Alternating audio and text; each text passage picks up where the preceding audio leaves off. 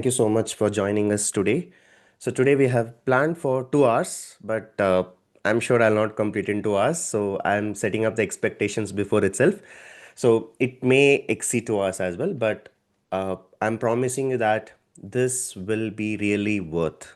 Okay. So the session which we are going to take today will be really worth. Anytime you go for an interview, you can always watch this recording and then go for an interview, right? So the reason why we have gathered here is all about one of the demanding technology. Data engineering is in demand, but unfortunately from the panel side or from the company side, we are not getting talented people, or we are not getting the resources who knows these things, right?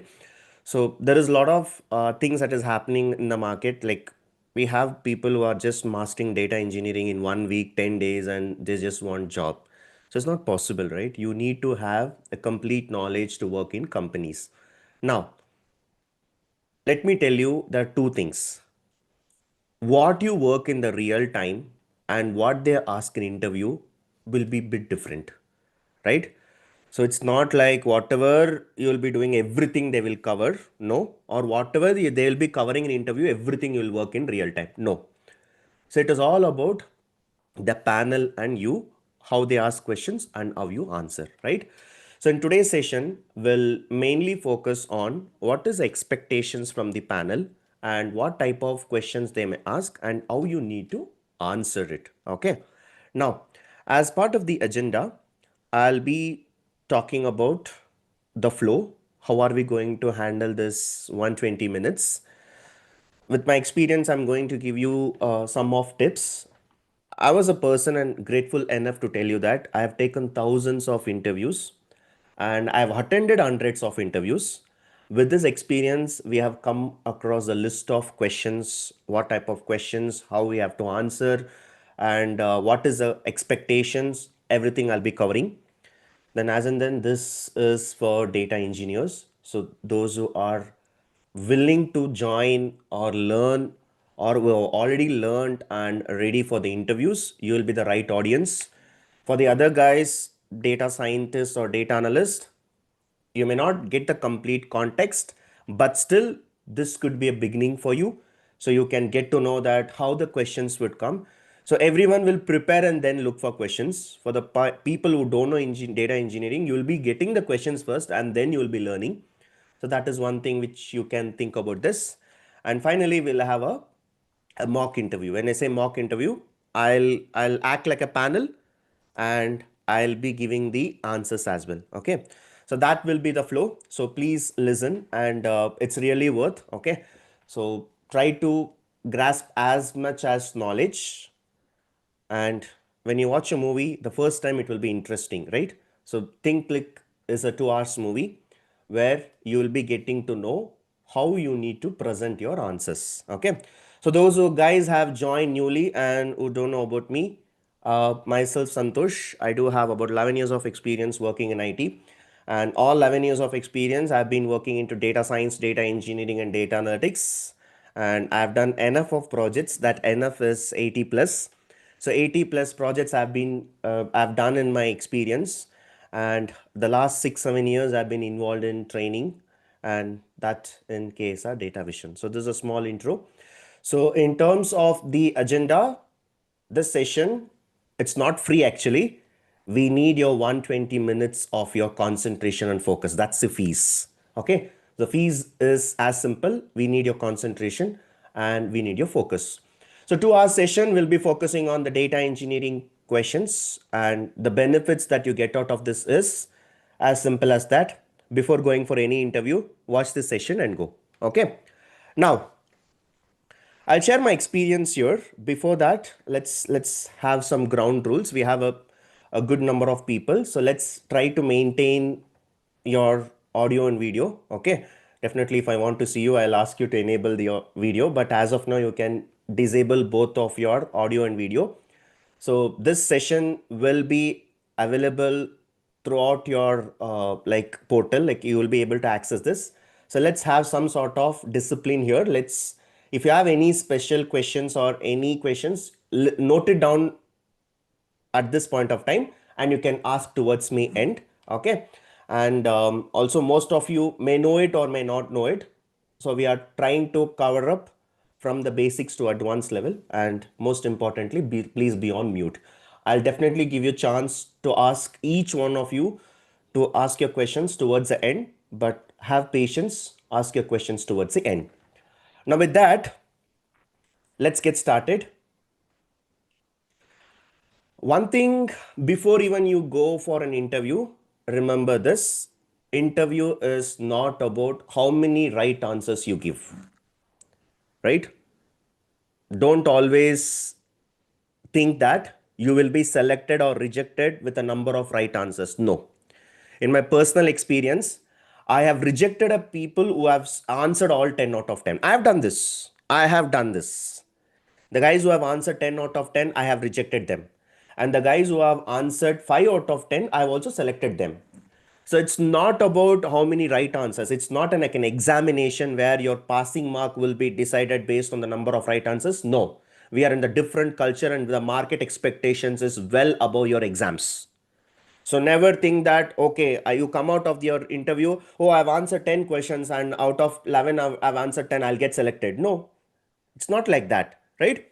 So you need to know how you need to manage the interview. Very simple.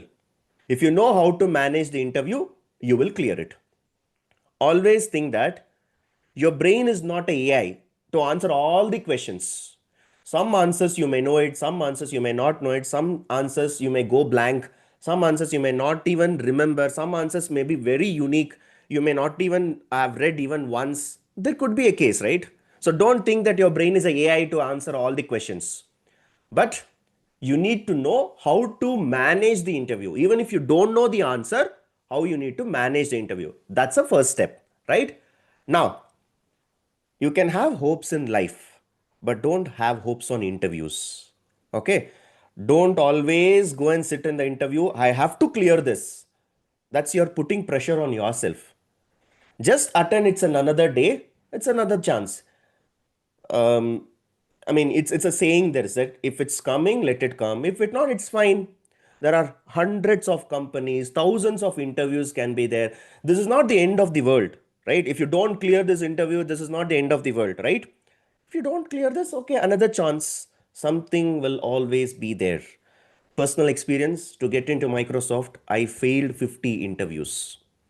To be precise, 53 interviews. So the failure of 53 interviews made me to get an offer that was 54th offer, that was Microsoft. So every time I fail, I used to learn something, right? So I've never stopped at my first interview. Okay, I failed it. No, I am not coming to a judgment like, okay, this is not my cup of tea. No, I kept trying, I kept learning, right? That is where I was able to capture that big fish. Similarly, you're also, if there is any failure, if you have not cleared any interview, have patience, keep trying, keep learning, right? Now, I always believe in one thing, okay? I've come from an engineering background. Most of you are from engineering background, right? Particularly, I'm from a Bangalorean college. So in Bangalore, if you talk about a particular university, what is a engineering pattern, like engineering questions, right? They'll give you 8 questions. They'll give you 8 questions, and they'll ask you to answer 5. This is what it is. Okay, the recent passed out graduates, you should know better. If you're applying for an engineering exams, they'll ask you 8 questions, and they'll ask you answer any 5. Now, in this 8 questions, you will have sub questions like one question, part A, part B, part C, part A, part B, part C, part A, part B, part C. So, like this, you will have. So, you can answer any 5, and each question, sub questions will have a sub marks like 5 marks, 10 marks, 20 marks. So, overall, if you answer 5 questions, you will apply for 100 marks. Okay. Now, this is an engineering pattern. Now, honestly, tell me, those who guys have completed engineering, did you learn the complete book? Every single page, did you master it? Anyone? Anyone?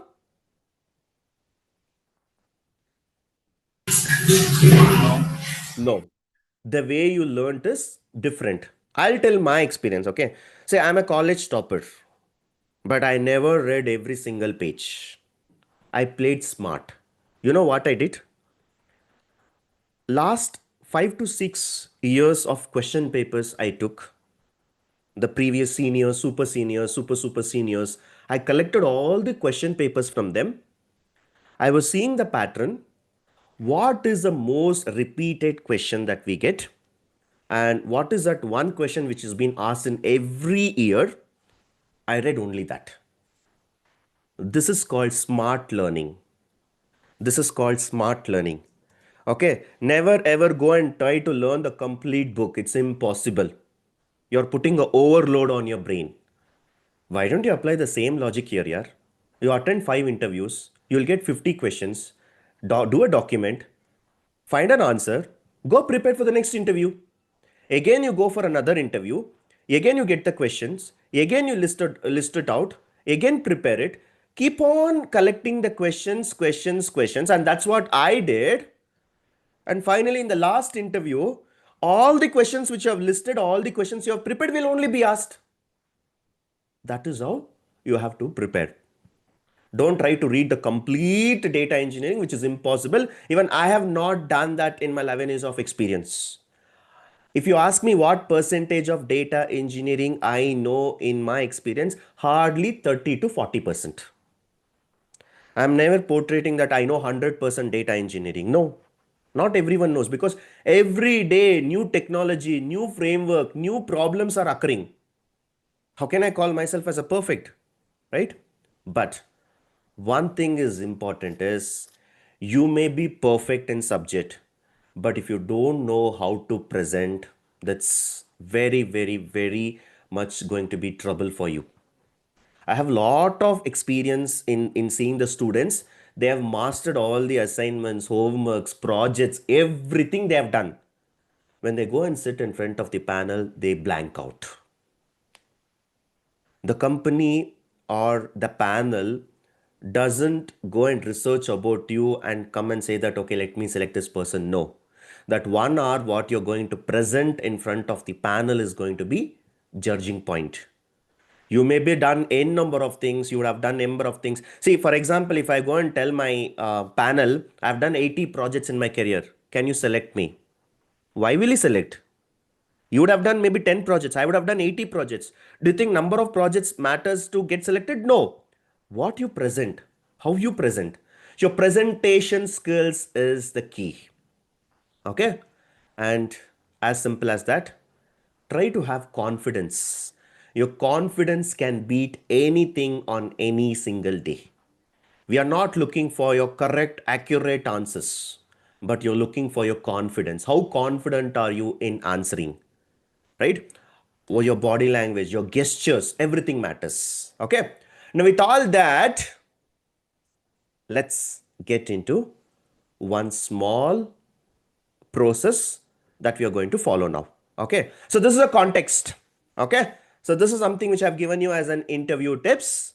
So, let's try to get into one particular example how you need to handle the interviews. Okay. Now,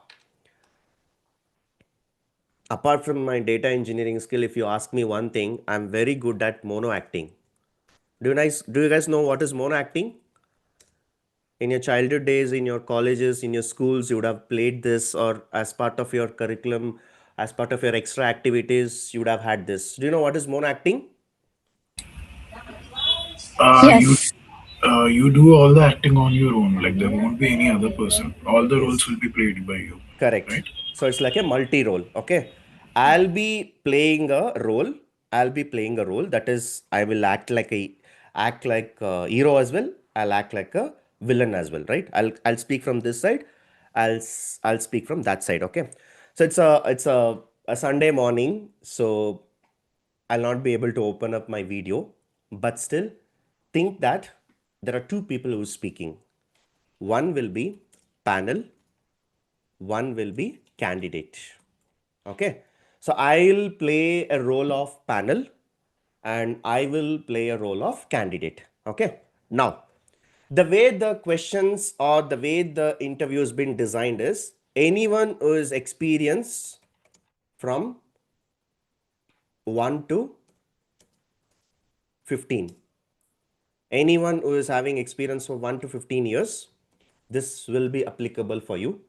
Above 15, maybe you need to improve the standardizing your answer and it has to be more clear. But whoever is between 1 to 15, this is completely applicable. And in this 1 to 15, what I'm talking is a total experience. Is total experience. Okay. Now, in this, let's imagine that your data engineering experience is about 5 years. Okay. So there are a lot of people who are in this range. So we are taking an experience of about 5 years. Okay. So your total experience can be anything from 1 to 15 and your data engineering experience could be from about 5 years. Okay. Now, what I'm going to do, I am going to consider myself as a candidate now who has 10 years of experience and imagine that I'm working in TCS. Okay. Imagine that I'm working in TCS. The reason I'm taking TCS is I never want to work for TCS. Okay. That's the reason I'm taking TCS as an example. Now, in the 10 years of my experience, let's focus that my data engineering experience is 5 years. Okay. So about half of my experience is in data engineering. So this is something like I'll be playing as a role, which is candidate. Okay. Now, let's see who's the panel. So panel is, let's take an experienced person, maybe senior manager. And let's assume that he has some 15 years of experience in, IT, engineering, whatever it is. Okay. So this too, I'll be playing a role. I'll be playing a role as a candidate and I'll be playing as a role of panel. Okay. So this is the first part. Now the second part, as I said, I will have to put everyone on mute. So you'll not be able to ask any questions for the next at least 1.5 hours. So I'll be making sure that you have, it's as simple as that. I don't want to get that interruption in between. So sorry for that. So you'll not be able to unmute yourself and ask question for at least next 45 minutes. I'll try to see how it goes, but you'll not be able to ask any questions. If you have any questions, note it down right away and then we can talk later about that. Okay. Now, let's get into this part.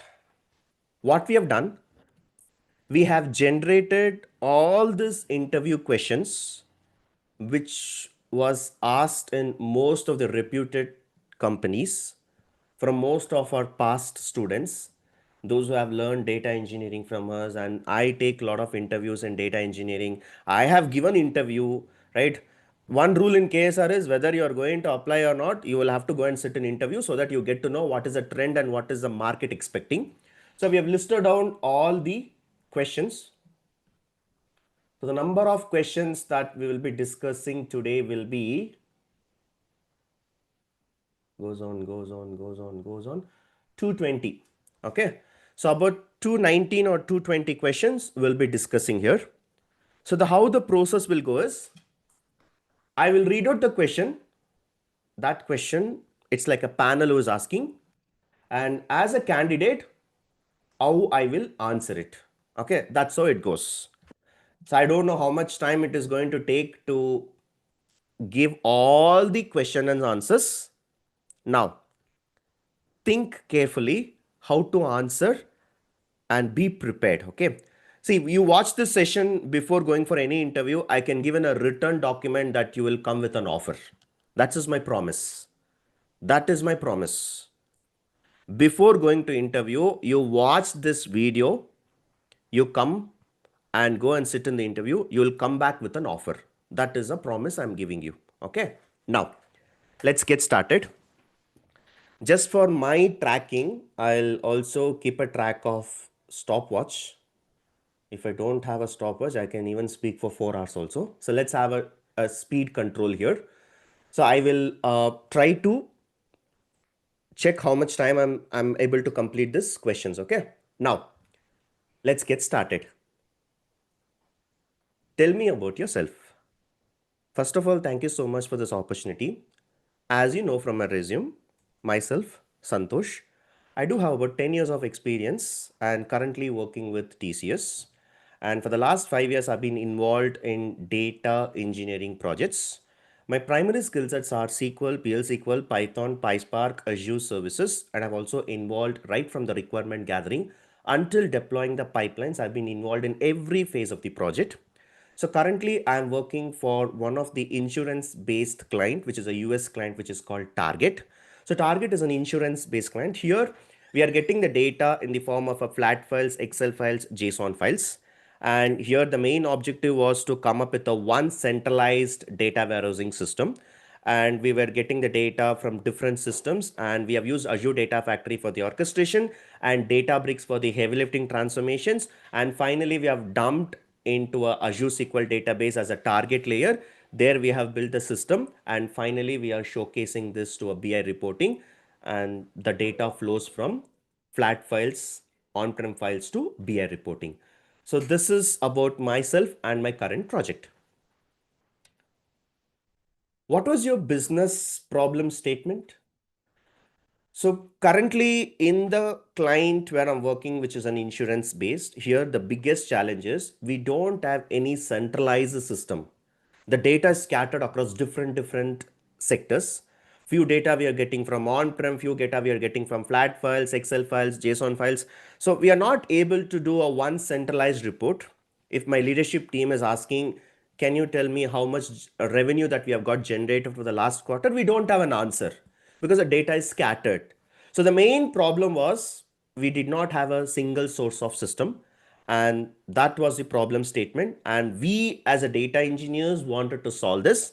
We wanted to come up with a one centralized system where it is very helpful for data science people to build model, and it is also very good for data analytics people for doing BI reporting. So that was my problem statement. Can you explain the architecture of your project? Yes, in my project, the data was coming from different systems in the form of flat files, JSON files, XML files, on-prem files, and some of the data we were also getting from APIs, which is a web. And here we are using Azure services, and particularly we are following Medallion architecture. And this architecture we have designed in Azure services, Azure Data Factory for the orchestration, Azure Databricks for heavy lifting transformations, Azure Key Vault for storing the secrets and passwords. And we have also used Azure Data Lake Storage for the Medallion, where we have three different type of folders: bronze, gold, and silver. And finally, we are dumping into Azure SQL database, where we are building an entire data warehousing system. So to answer your question, the data goes from flat files, on-prem files to ADF. From ADF, we are dumping into ADLS, and then for heavy lifting transformation, it goes to Databricks, and followed by it goes to Azure SQL database. So that's the architecture. And to be precise, we are using Medallion architecture. Can you walk me through the step-by-step implementation? Yes. Initially, we started going through a BRD. So BRD, we had all the requirements that was documented. So once we get the requirements, we start looking for the source team. Since the data is scattered across different sectors, we used to find out who's a point of contact for every data source. And then comes like we have to build the architecture diagram, like we have to come up with a pictorial representation, like how the data is moving from one system to another system. And then followed by we are using Azure Data Factory and Databricks as two heavy lifters for the transformations. And finally we are pushing that into a relational database. So this was the step by step. But the way we proceeded is, once we do a requirement analysis, then we check with the source team, we do a data profiling, data validation, and comes with the implementation, followed by we are also going with testing, and we are also implementing this with the help of CI/CD pipeline. So the last project was typically about 8 to 12 months that we have taken right from the requirement until deploying. We were able to do this. So that is the step-by-step implementation. If I want to speak with you in more technical terms, so we have a process. We have used parameters for parameterizing the dynamic values. We have created link services. We have created the integration runtime for execution. So all of this we have done. So that's the step-by-step implementation. How do you get the data to your project? So for my project, I'm getting the data from different files in the form of CSV, JSON, XML, API, on-prem. Majority of the data we are also getting from NoSQL database, which is MongoDB and Cassandra DB. And finally, we are getting in a Parquet file as well. So all these are the source of my project. And finally, we wanted to come up with one centralized system. So that was the objective. Particularly for the insurance based, we were getting the data from patients, customers, and we do have the policy information. We have the policy that has been from that has been given to different geography, different locations. So we also had a cross product, like if a person is buying one policy, what is the chance that he'll buy the other policy? So all of this information is what that we used to get it for our project. How frequently you get this data?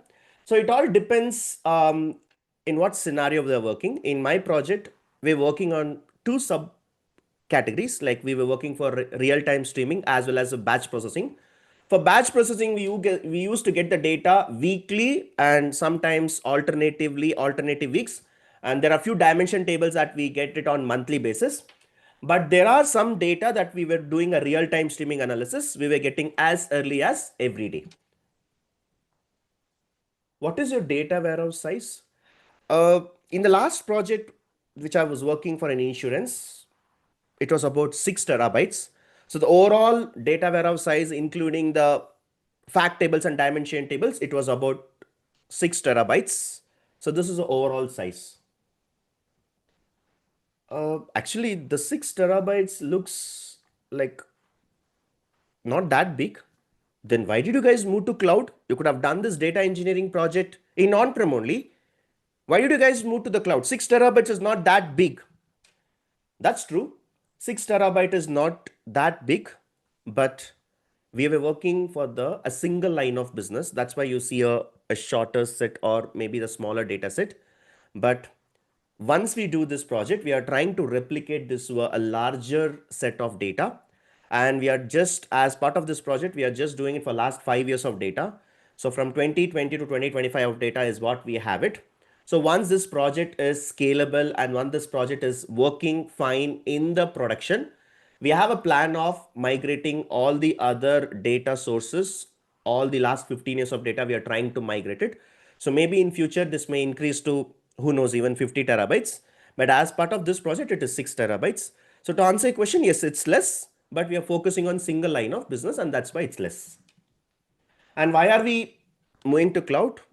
We are also thinking about future. In future, the data will not reduce. 100% it is going to increase. So for every increase in the data, we need to have a system which can manage it. And that's why we are moving to cloud. How much of data you receive on the incremental basis? So since the entire data warehousing is about 6 TB, about 8 to 10% we receive on daily basis or weekly basis. So about 300 to 400 GB that we get it on incremental basis. New records, new transactions, it's about 10%.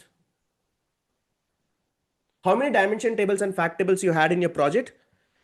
In my project, I had about 15 to 16 dimension tables and 2 to 3 fact tables. Just to put you on another insight, dimension tables was fixed. It was not much changing, but fact tables had the business logics, key metrics, all of this we had. So it was about 2 to 3 fact tables we had. Which schema you have used? So the schema was decided once we got all the data and we have figured out that all the dimension tables and fact tables, how it is properly related.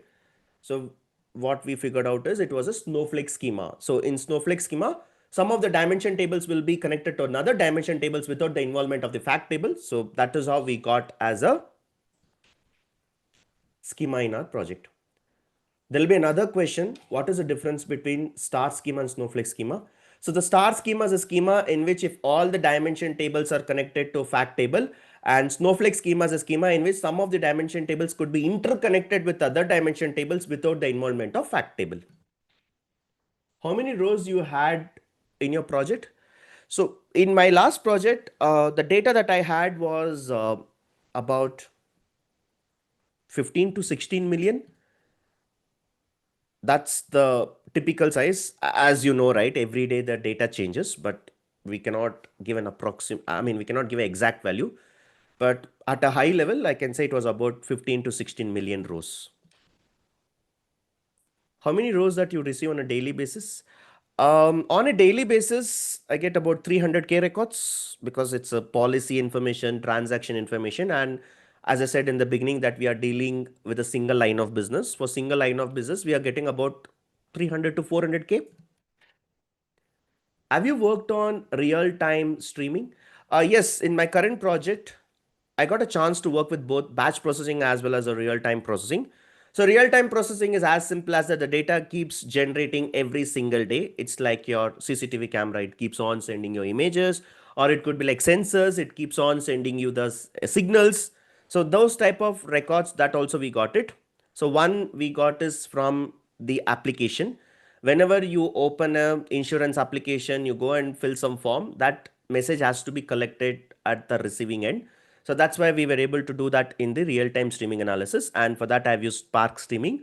Also, I've used Azure streaming analysis. How many devices is connected to IoT Hub, and how many messages that you were getting on hourly basis?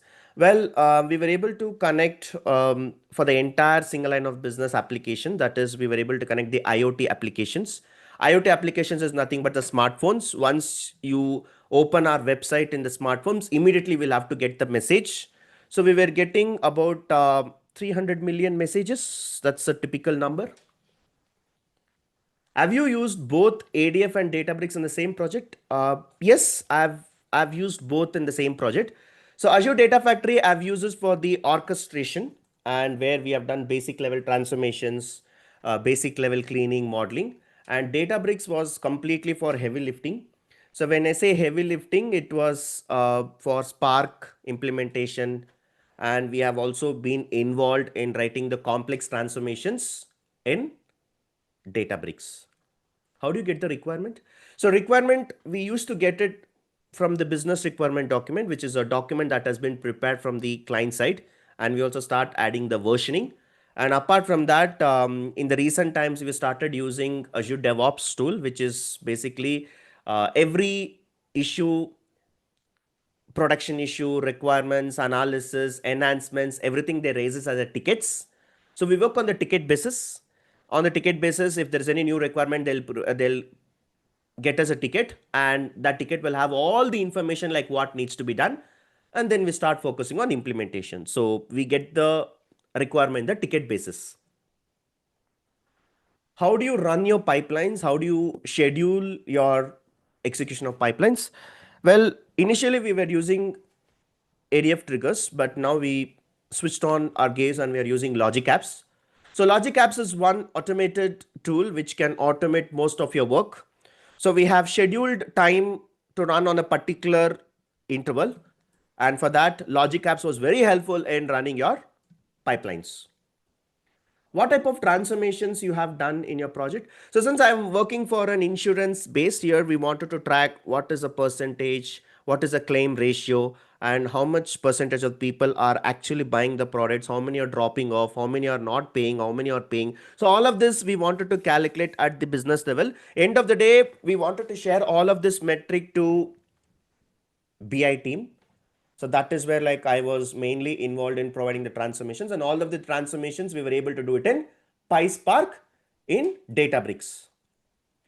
What is your project architecture?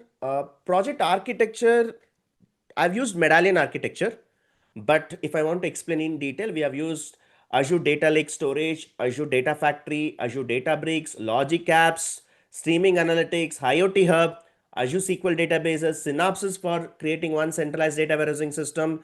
And finally, the BI team is also using Power BI for reporting. So that's the architecture.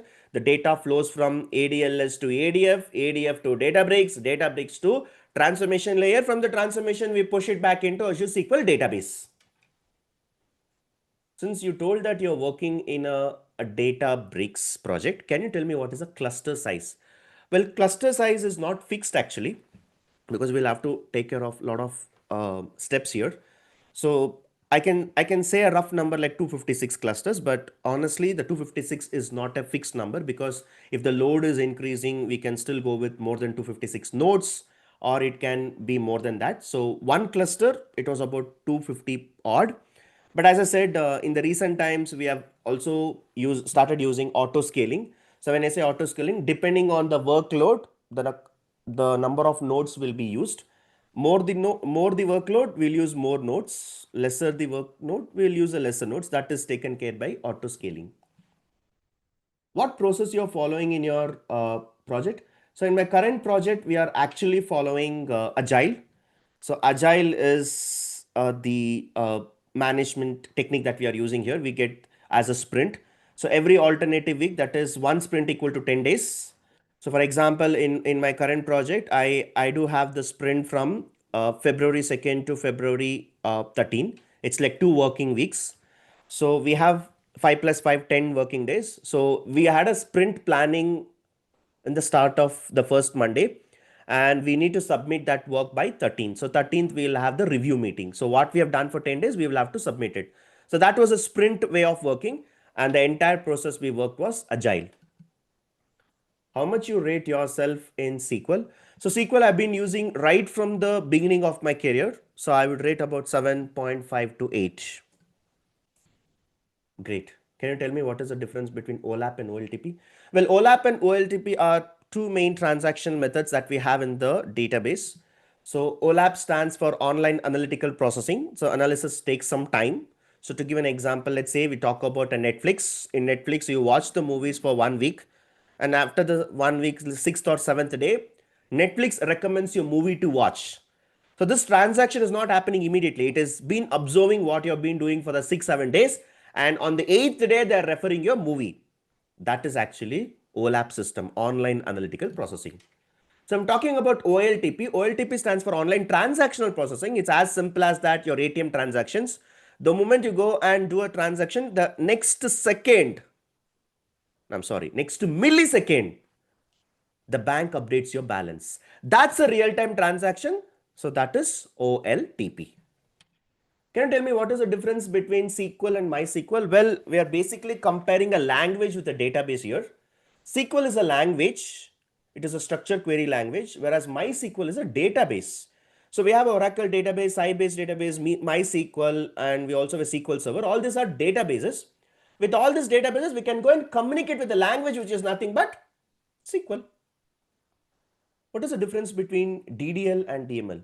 DDL stands for data definition language and DML stands for data manipulation language. Any structural change is DDL, like create, alter, drop, and truncate.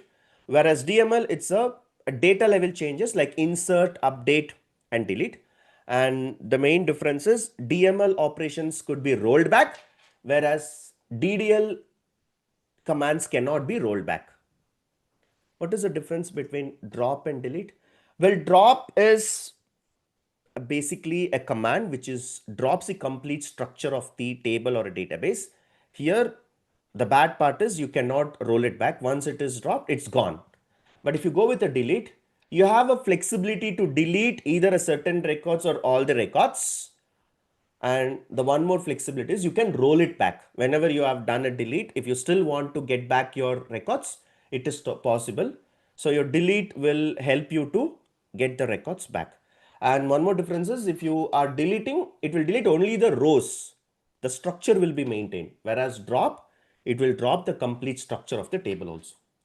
So drop and truncate is also dropping the complete table, but truncate, it will not drop the structure. It will maintain the structure, but it will drop all the records.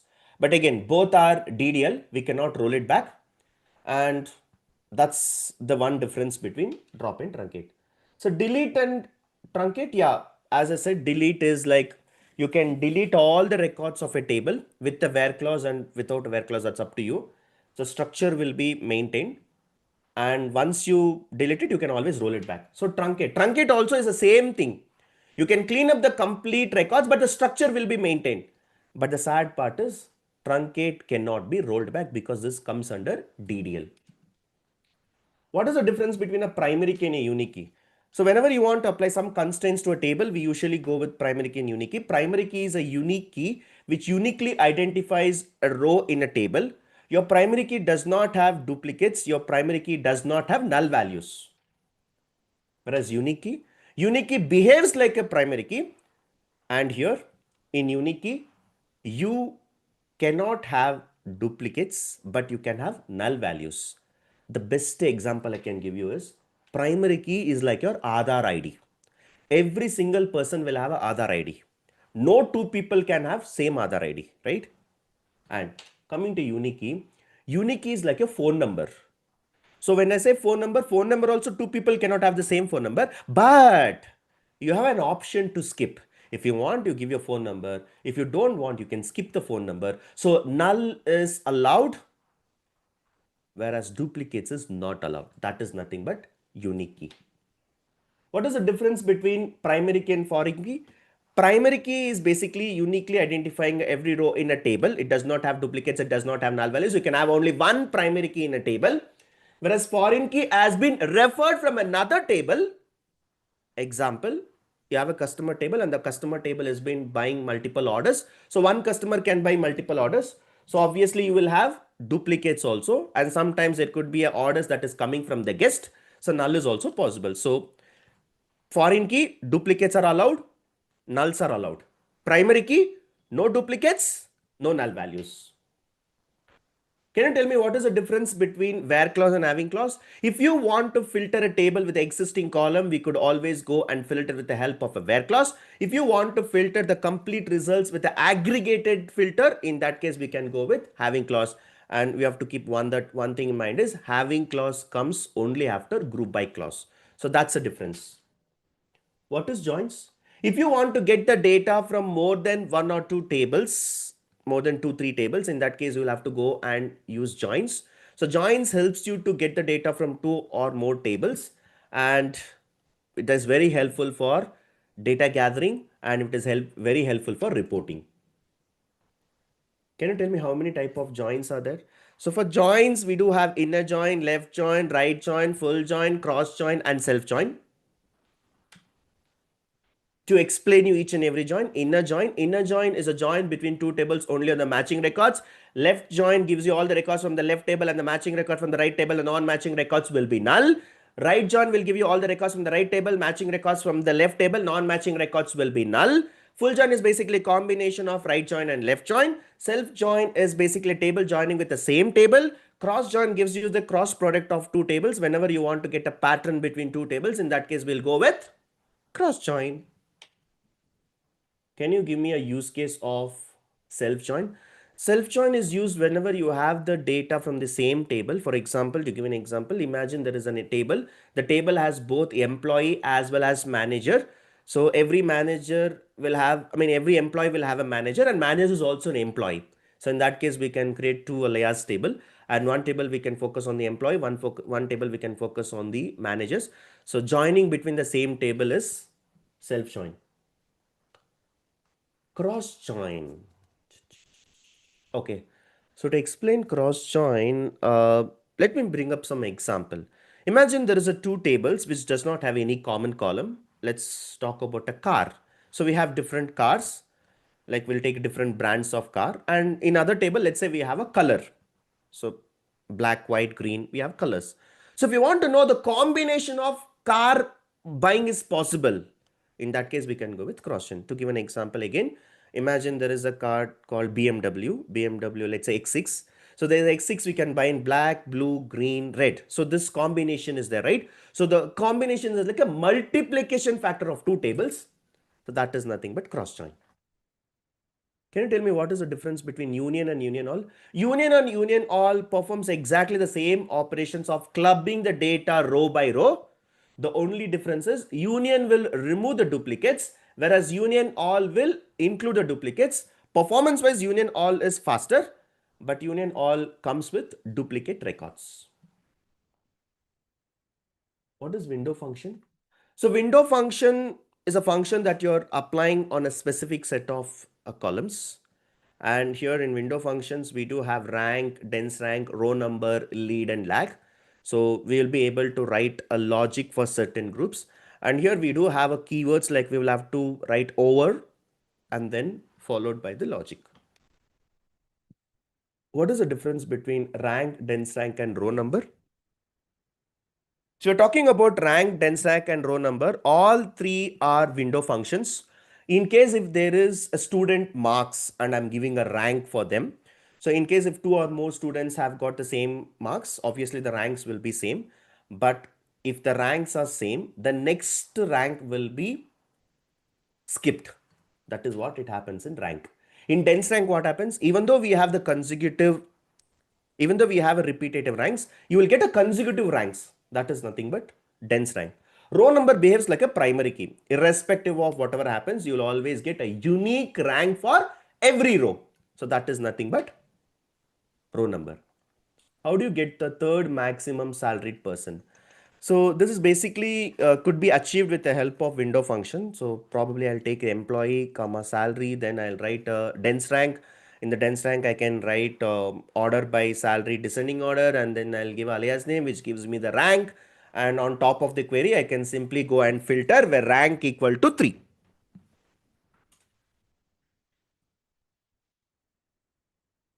What is CTE? So CTE is basically a common table expression. Whenever you're writing a logic in SQL, we always try to write it in an optimized manner. Rather than getting the data from the physical table, it is always good that you take the data from the buffer itself. So common table expressions are the queries which can store the results within buffer and can be used within the session.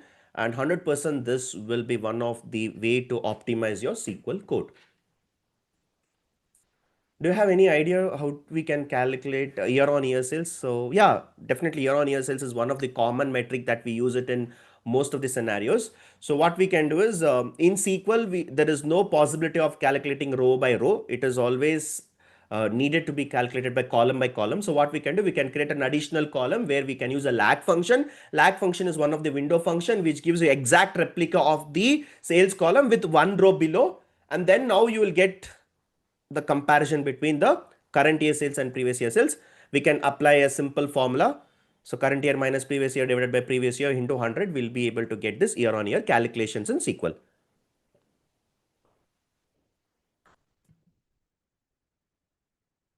What is the difference between SQL and PL SQL? Well, in SQL, it's basically a structured query language. It is useful whenever you want to write some sort of SQL logics, a simple select queries. Whereas if you talk about a PL SQL comes with a feature of procedural language features where if you want to write some sort of loops, variables, conditions, if conditions, all of this we can still apply. So if you're comparing with any programming language, your PL SQL does that. So that's the difference between SQL and PL SQL. What is the difference between stored procedures and functions? Stored procedures are a part of PL SQL where whenever you have a repetitive task that needs to be executed, in that case, we can go and store the program and reuse it whenever we want. That is nothing but your stored procedures. And comes to functions, if you are applying for any business logics or if you're going with any of the like logical functions, or if you are focusing some of the transformations, in that case, we can go with the functions. So the other difference is source procedures works well with or without input, and the return value is also optional. If you want, you can return it, or if you can also skip it with the help of parameters called in out. Whereas function, it's mandatory to give the input, and functions will always return a value. So that's the difference. Difference between a table and a view. So table is a physical table which stores the exact results. It consumes your memory on the disk. Whereas view is just a part of a table where you can view certain records. It is also very helpful for security purpose. And in view, it only stores the query. It does not store the data. So whenever you're running a select star from view, it goes back and executes the query, gets all the results and displays. So view does not store the data. How do you delete your duplicates? Well, deleting duplicates are multiple ways. So first thing is I have to identify the duplicates first. So I'll make use of a row number. Row number can give you the duplicate records with the help of rank numbers. And whichever row is not equal to 1, obviously that will be a duplicate.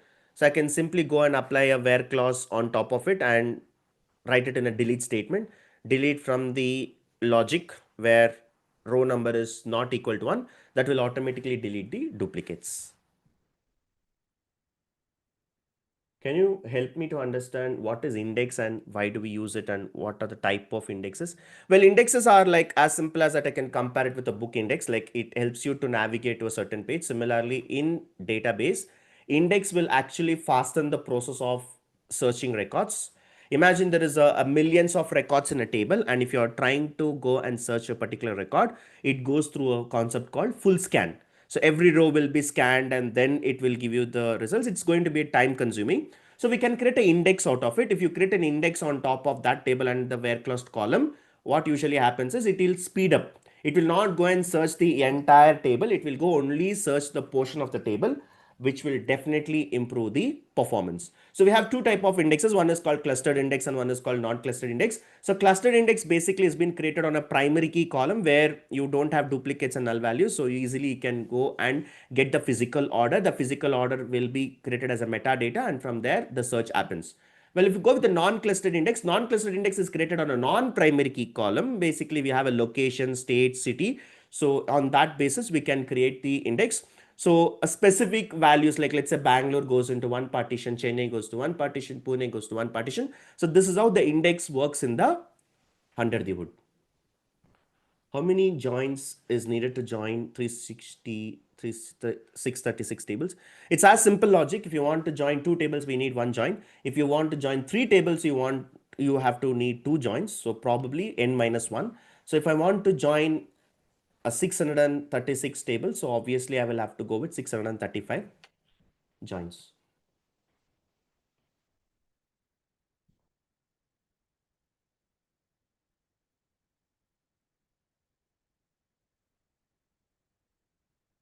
How much you rate yourself in Python? So Python is a language which I've been using for all these years. I'm not a full stack Python developer, but I know how to implement for data engineering logics. So I've worked with good enough libraries, logics. I've also touched upon the OOPS logics in my experience. So I would rate about 7.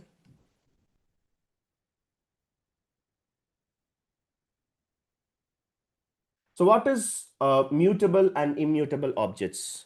So here when I'm talking about mutable and immutable objects can be modified after creation. Like for example, you have a dictionary, you have a list. Once you go and assign a value, you can always go and change it. Whereas if you go with the immutable objects cannot be changed. So the best example I can give you is a tuple.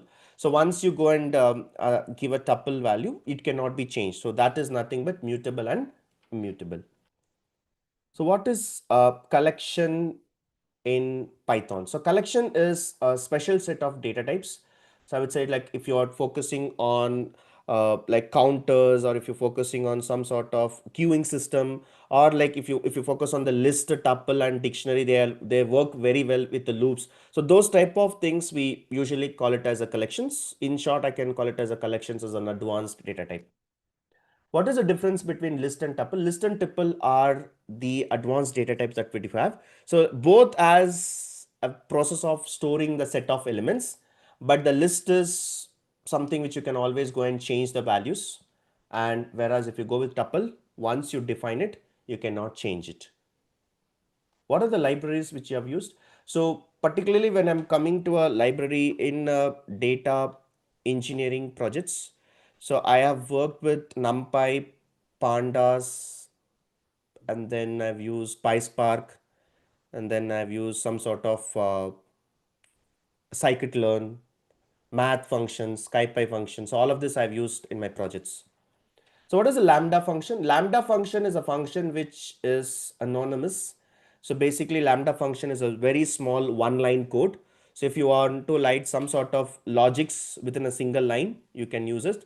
But it also has an advantage and disadvantages. But to answer your question at this point of time, it is a inline function which could be used for a quick transformations. What do you mean by list comprehension? List comprehension is basically like a shortcut to your loops. So if you have a list and within the list you can write a loop. So that way we can avoid writing the actual loop concept, which will take much more time. So list comprehension will help you to write logic within the list. Do you have experience in writing oops object? Yes, in one of my project where there was a need of writing the data cleaning with the help of class, objects, inheritance, polymorphism, abstraction. So that is where I got some good experience. And particularly if you talk about Python, in Python, the oops is pretty simple, where you don't have to focus much on the brackets or don't focus much on the other special characters. You can simply write a logic with a indentation. That's one of the beauty of Python. Okay. So let's get into the actual data engineering concepts, which is Spark. So do you know what is Spark? Well, Spark is a distributed data processing engine which is used to handle bigger data. And instead of processing the data in one machine, we could divide the data, divide the logic, and process it multiple systems on multiple systems.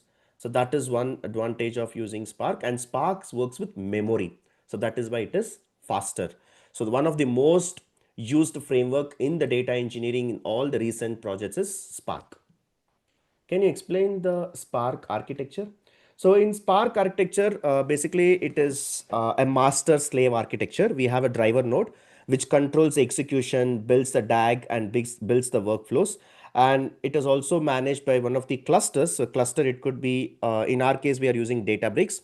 And we have a multiple executors performs the computations on each and every individual node, and all of this happens in the memory, and internally it gets converted from job to stage to task, and then execution. Here the driver program takes the control, and the data, the logic will be transferred to the worker node executes the work, and it will be shared back to the driver node as a result. So this is about the Spark architecture. Difference between Hadoop and Spark. Hadoop basically is a batch processing. So there is a multiple read and write operations that is involved. Whenever you're doing a logic or a transformation, the data, the intermediate data has to be gone and stored in the HDFS. From the HDFS, we'll be writing all the like logics to store the intermediate results. And then again, multiple read and writes is being used. So that's why Hadoop is not preferred for real-time streaming. It is very good for batch processing. When it comes to Spark, Spark works in a different framework. It's basically again a driver and node here, but here the change is here you will be able to do a real-time streaming analytics, because we will be able to store all the intermediate data in cache itself. So multiple read and write options can be avoided. Because of this, we could improve the performance, or we could improve the fast transformations, and that is why Spark is always faster than Hadoop.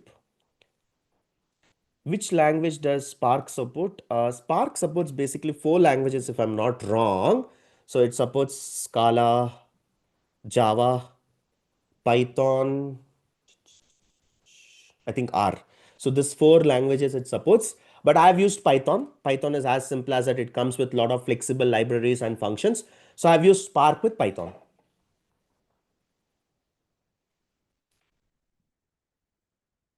So what happens when you submit a Spark job? So in flow, if I'm talking about an execution flow, so whenever a Spark job is submitted, driver creates a Spark session, then the code will be converted into a logical plan, and then followed by the DAG will be built for the transformations. DAGs again gets divided into multiple stages, and executors will run in parallel, and finally the output could be written. So this is what happens when you submit a Spark job.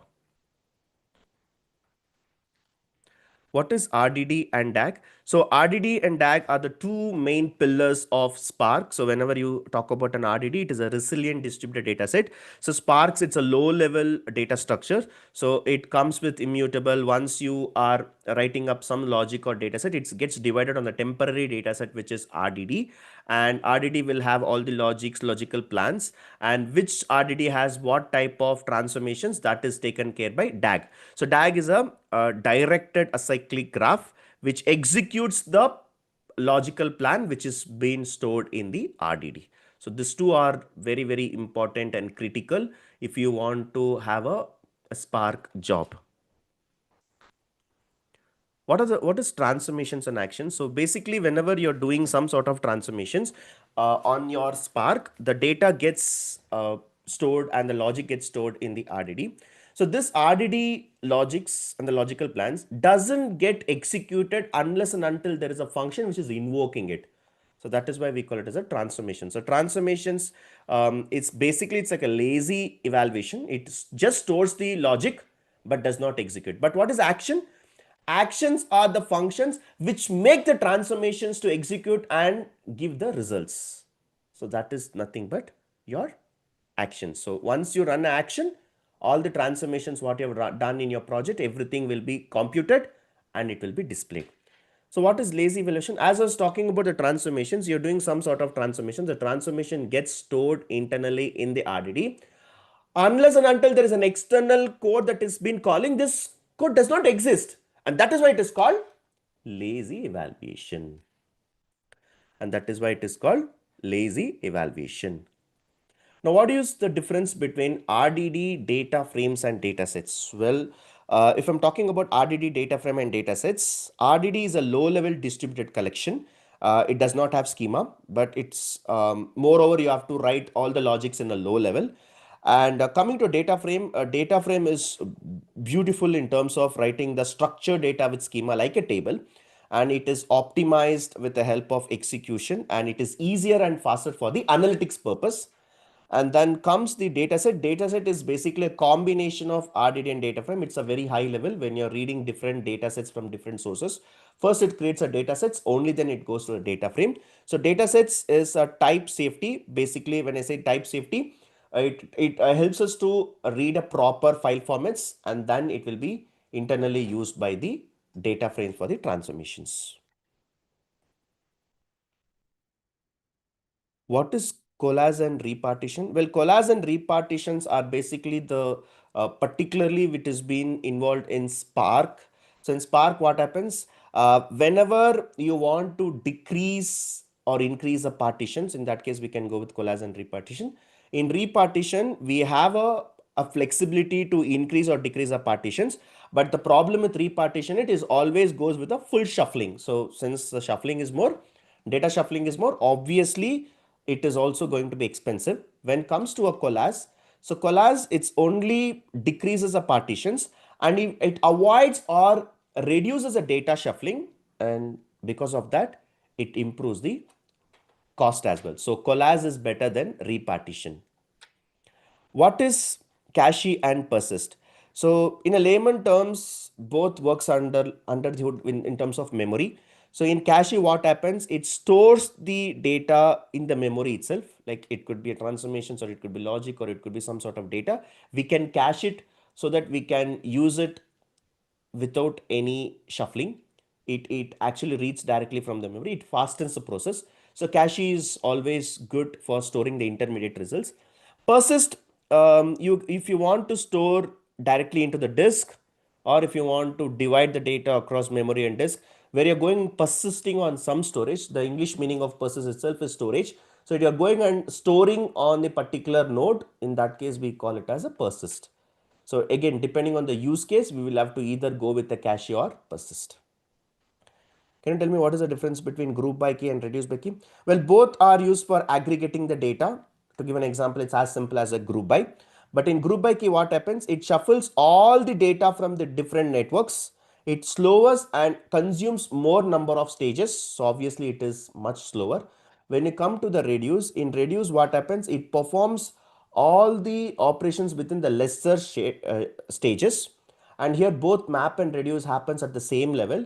So here data shuffling is lesser, and reduce by key actually performs better than group by key. What is a broadcast join? Imagine that I want to join two or more tables, and a table seems to be smaller. I'll tell you what happens without broadcast join. Without broadcast join, what happens? The data is scattered across different nodes, and then you're doing a join. What happens? The data moves from one node to another node. A lot of data shuffling is involved. So in order to improve that, we have a broadcast join. In broadcast join, what happens? The smaller data is being dumped into the memory. So the join will happen from the memory to disk or memory to the data. So here what happens? The data shuffling itself is reduced. So that's why broadcast joins are much better than your traditional joins.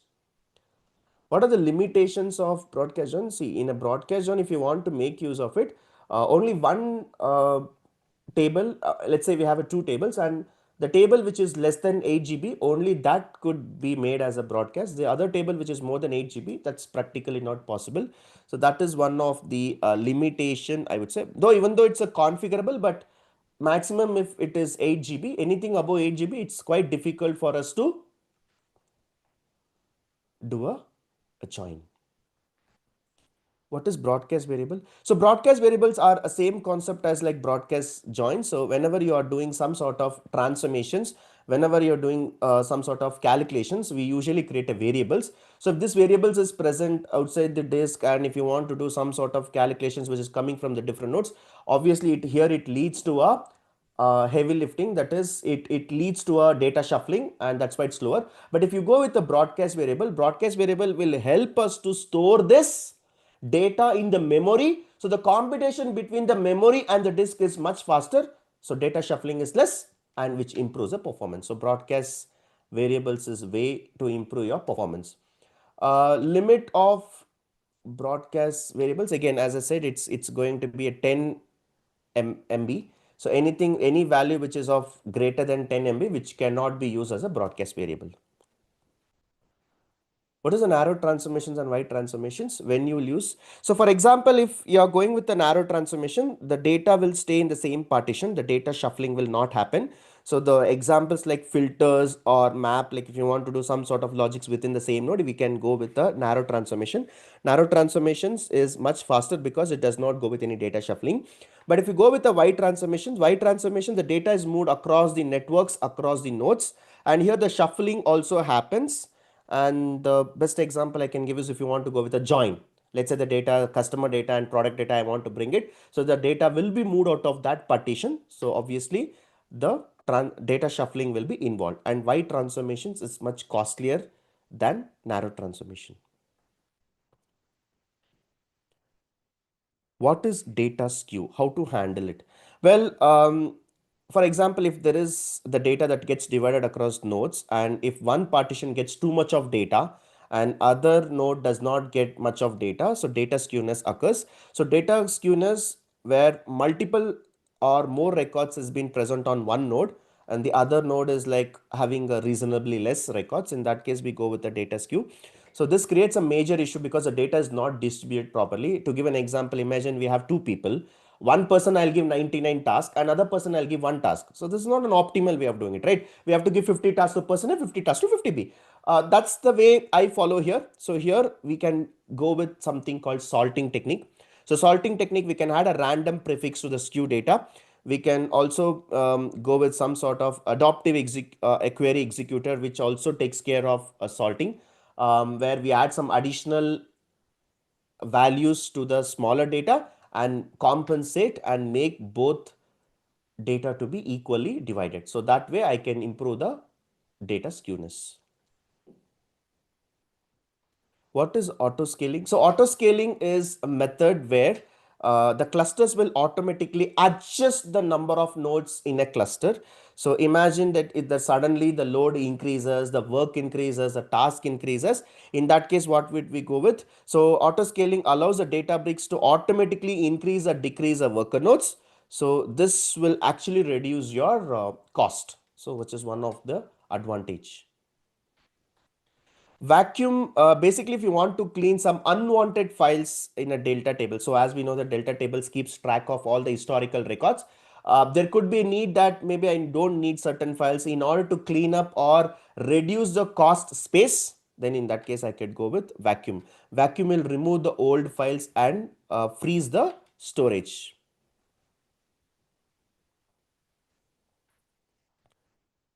What is optimize and Z order? Well, if you go with optimize basically reduces a small files into larger files, improving the read performance. And this will be very helpful if you are having a larger task and we can divide into multiple subtasks and then do it.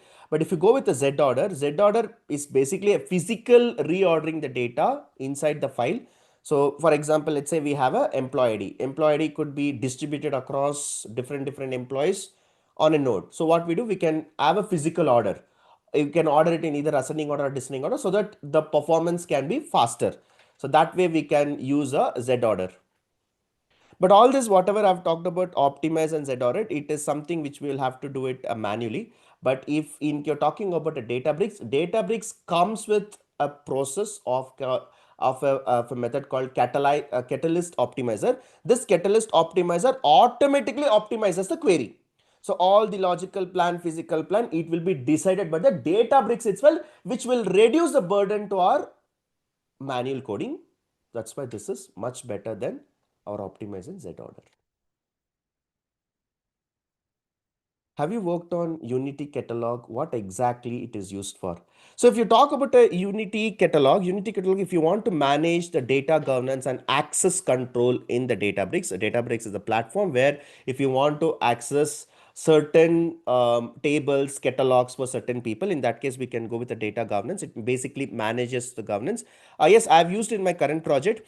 It basically a fine-grained access could be controlled. It is also a centralized metadata management, and we also have a secured sharing across workspaces. This is more preferable in the recent days in this when the data security is being given a more importance. What is a time travel? So time travel is a feature where you can go back and access the older version of the data. So let's say what you have done a month back or maybe 15 days back or 10 days back, you can always go back and figure out what you have done.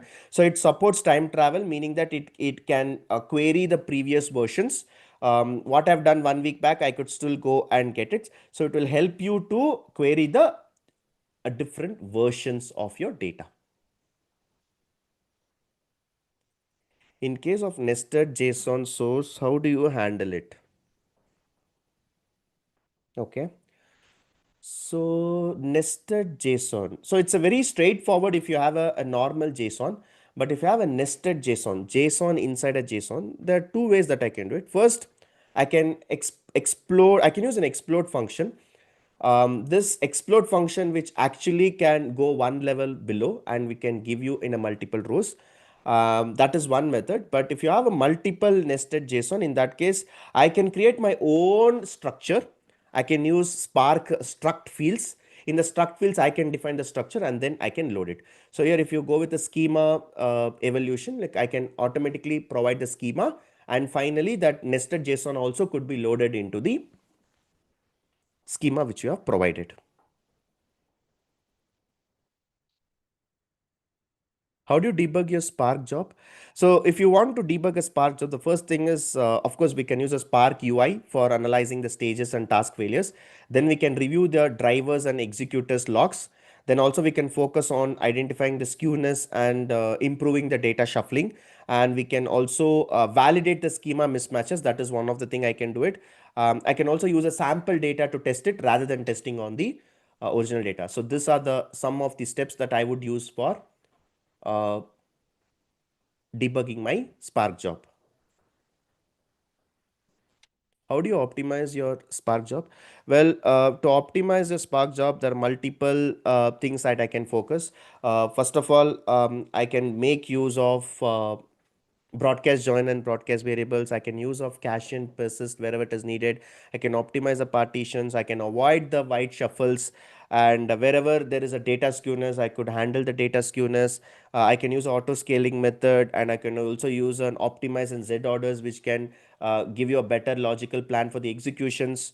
And yeah, all this methods to summarize, like joins, right, using broadcast joins, caching, handling skewness, making the right file formats. We can use a delta file formats to make it faster executions.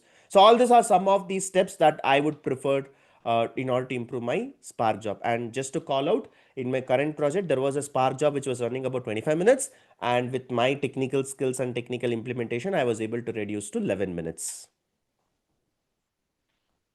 How do you handle schema drift and schema evolution? So whenever the source team adds with new columns or sometimes changes the new schema, what does a schema drift will do is, if there is an unexpected schema change, obviously the pipeline will be failing, right? So in order to handle this, in order to control the new columns, we could go with schema evolution. So schema evolution will help you to maintain the new columns also without failing the pipeline.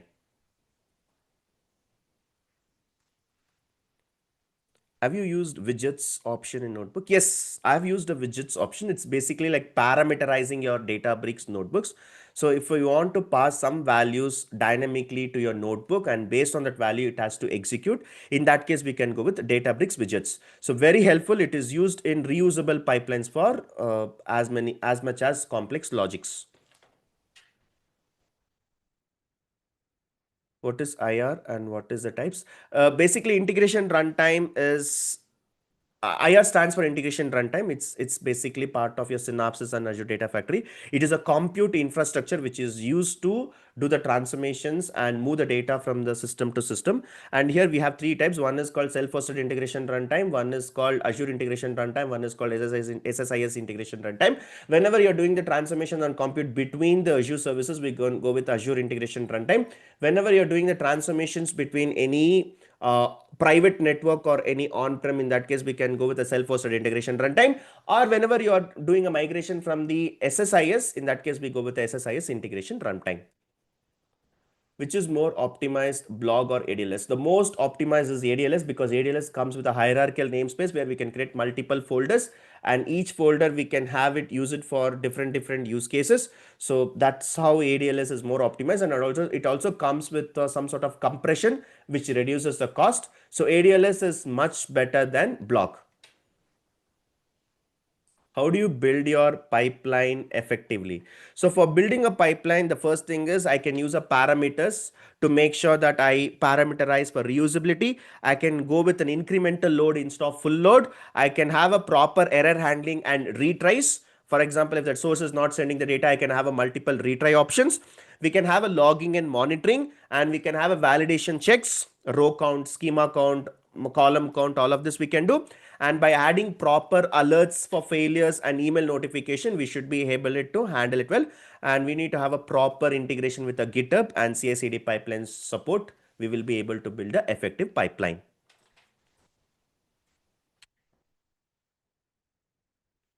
What is the difference between block storage and data lake storage? In block storage, it's a general purpose. You can use it for as simple as that.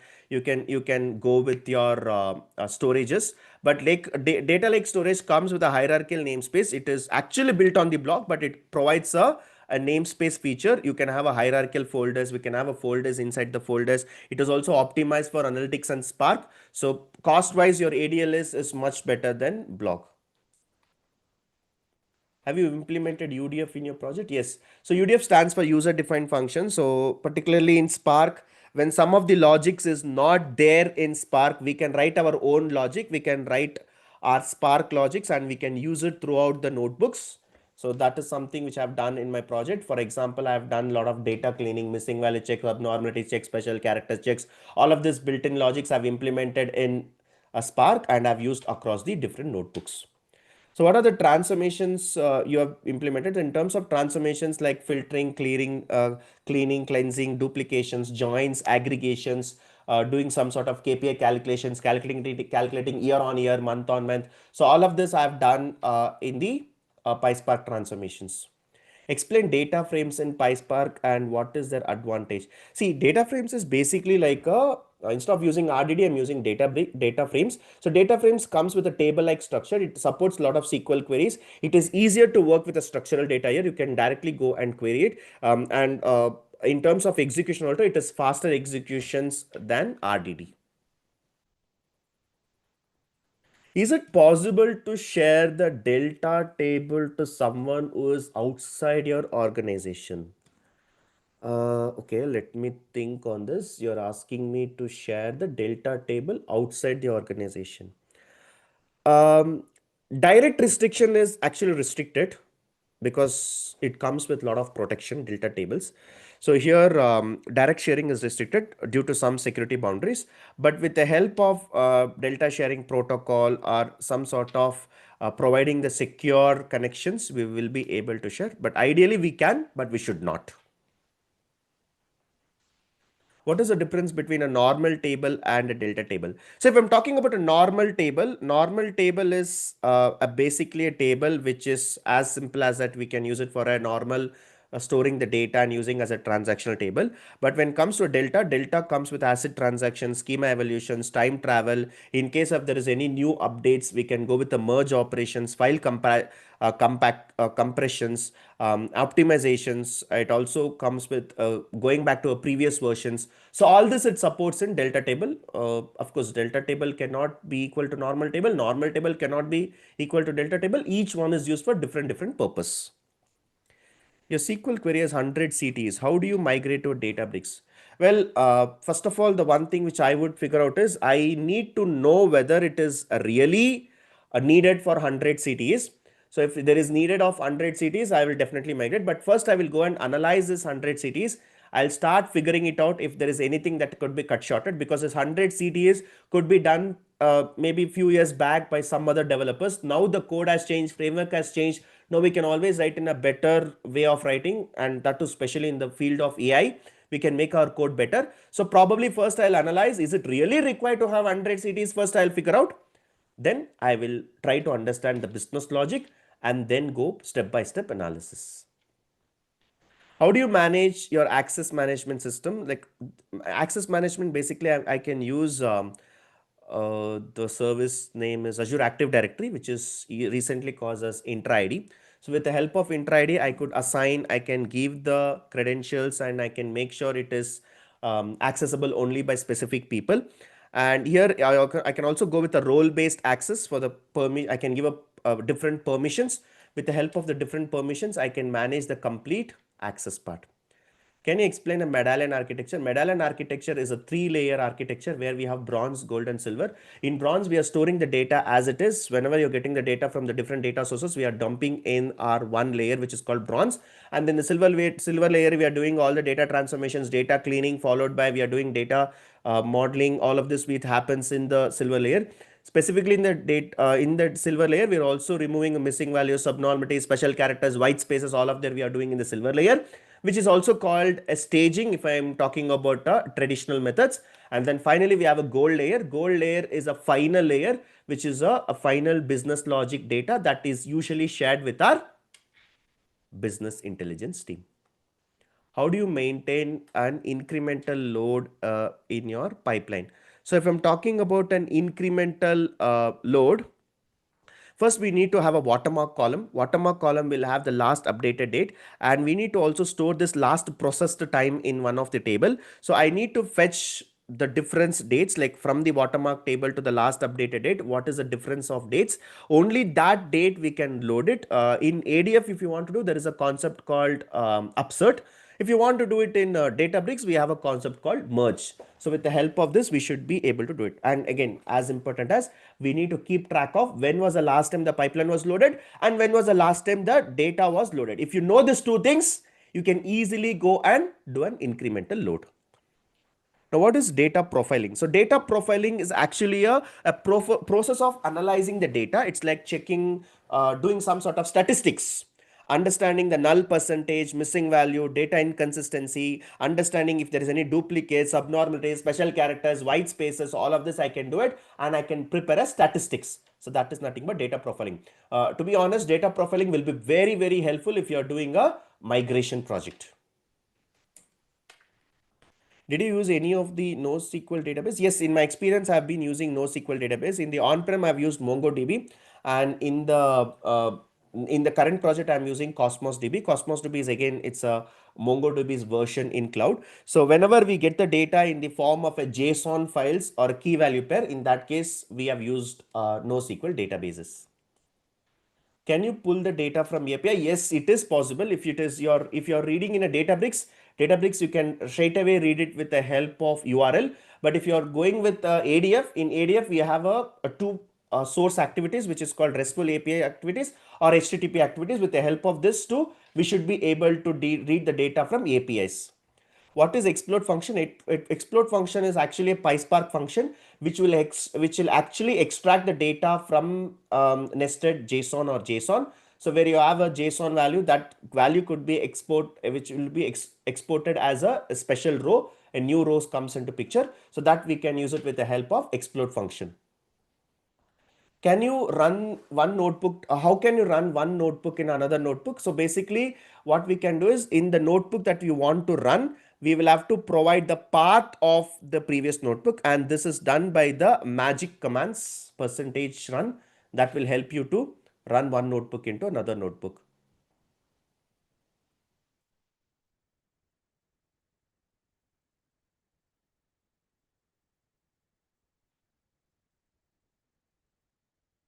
This percentage run is a magic command which we can use it to call one notebook to another notebook. So if a scheduled pipeline does not trigger at all and you don't get an email notification also, how do you resolve this? Okay, this is quite tricky. If the ADF pipeline does not trigger at all and you don't get an email notification also, but it has started, how do you resolve this? The first thing what I do is I'll start figuring out if there is any troubleshooting steps. Like I'll check the trigger status, is it started or stopped, or I'll verify the timings if the pipelines is in different time zones. I'll confirm if the pipeline is published or not, because the pipelines has to be saved, only then you will be able to execute it. So I'll check if it is published or not. I'll also check the ADF services in case if it started. I can go to the monitoring tab and see what is the status of the trigger run. I'll also put some alerts properly, whether the alerts have been configured correctly, because the email notification you may be sending to some junk email, or it could be sent to spam. I would check that if the configuration is set properly. I'll validate the link services before executing. So yeah, all these are the few of the checks which I would do even if the trigger never fired. I'll still have to go and do all of this research. How do you handle late arriving files in pipeline? First of all, the late arriving pipelines is not in my control, because as a data engineer, I'll be building a data pipelines, but there is a source team who's responsible for sending these files. So late arriving files are quite common in most of the projects, and even in my project, I have faced this. So first thing is I will have to go and figure out if there is any watermark logic that is been tracking. When was the last updated date? I'll have a backfill windows. For example, if 2 3 days, if keeps repeating, I'll have to talk to the source team. And I'll also try to go with the event based triggers. Event based triggers is I need not wait it. Whenever the file comes, I can go and run the pipeline. So that way I can handle the late arriving files. I can maintain an audit table, like when the data was loaded, when the data was missing, all of this I can handle it. So yeah, this is something which I can do it to handle the late arriving files. What factors do you choose to choose a file format, Parquet, ORC, or Avro? So first of all, each file has their own pros and cons. So first we need to understand when Parquet is used, when ORC is used, when Avro is used. I'll have to figure out. So Parquet is use a columnar format. It is best for analytical queries and it supports compression. The most widely used is Parquet. When it comes to ORC, which is similar to Parquet, but it is not that great for the heavier data. It is good for your Hive related data. So that is where I'll go to ORC. Avro, I'm sorry, Avro I've not used much, so I don't have an idea on Avro. What is a stage layer in the pipeline? So stage layer is basically a stage layer and an intermediate layer, which is called a silver layer. So in silver layer, basically we can have all the checks, null checks, data cleaning, duplications, validations, joining, all of this we can do it. In the latest projects in the Medallion architecture, we are calling a silver. But if I want to relate it to a older version, then we call it as a stage. Did you get a chance to work with JSON files? Yes, in my current project, I used to get the data from the JSON files, which was directly read in the spark.json format. And some of the data I was also getting from the key value pair from the MongoDB and Cosmos DB. That was similar to your JSON. So I had a good experience working with JSON data. How do you troubleshoot your pipeline?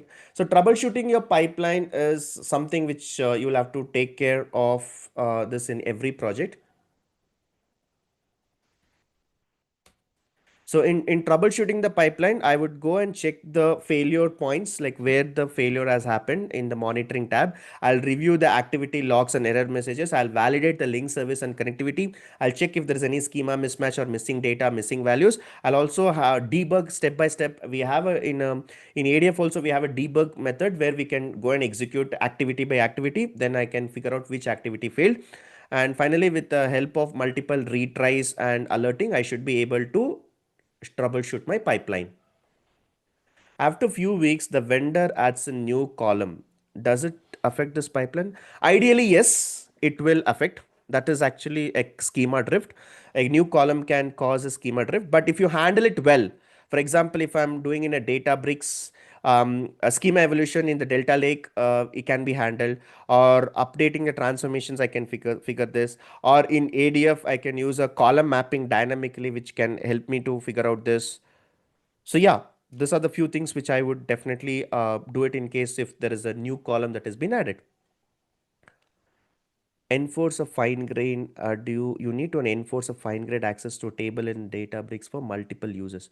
So yes, this is possible. As we know that in the Databricks, in the recent updates, we do have a Unity catalog. With the help of the Unity catalog, we can provide our grant access at the catalog level, schema level, and table level. Or if you want to go with the row level security for a team specific, or if you want to go with the column level masking, all of this could be achieved with the help of Unity catalog. So parameters are basically used to pass a dynamic values. If you want to have an environment specific like development, production, UAT, or if you want to have an incremental loads, or if you want to go with a country based data injections, all of this I could use parameters.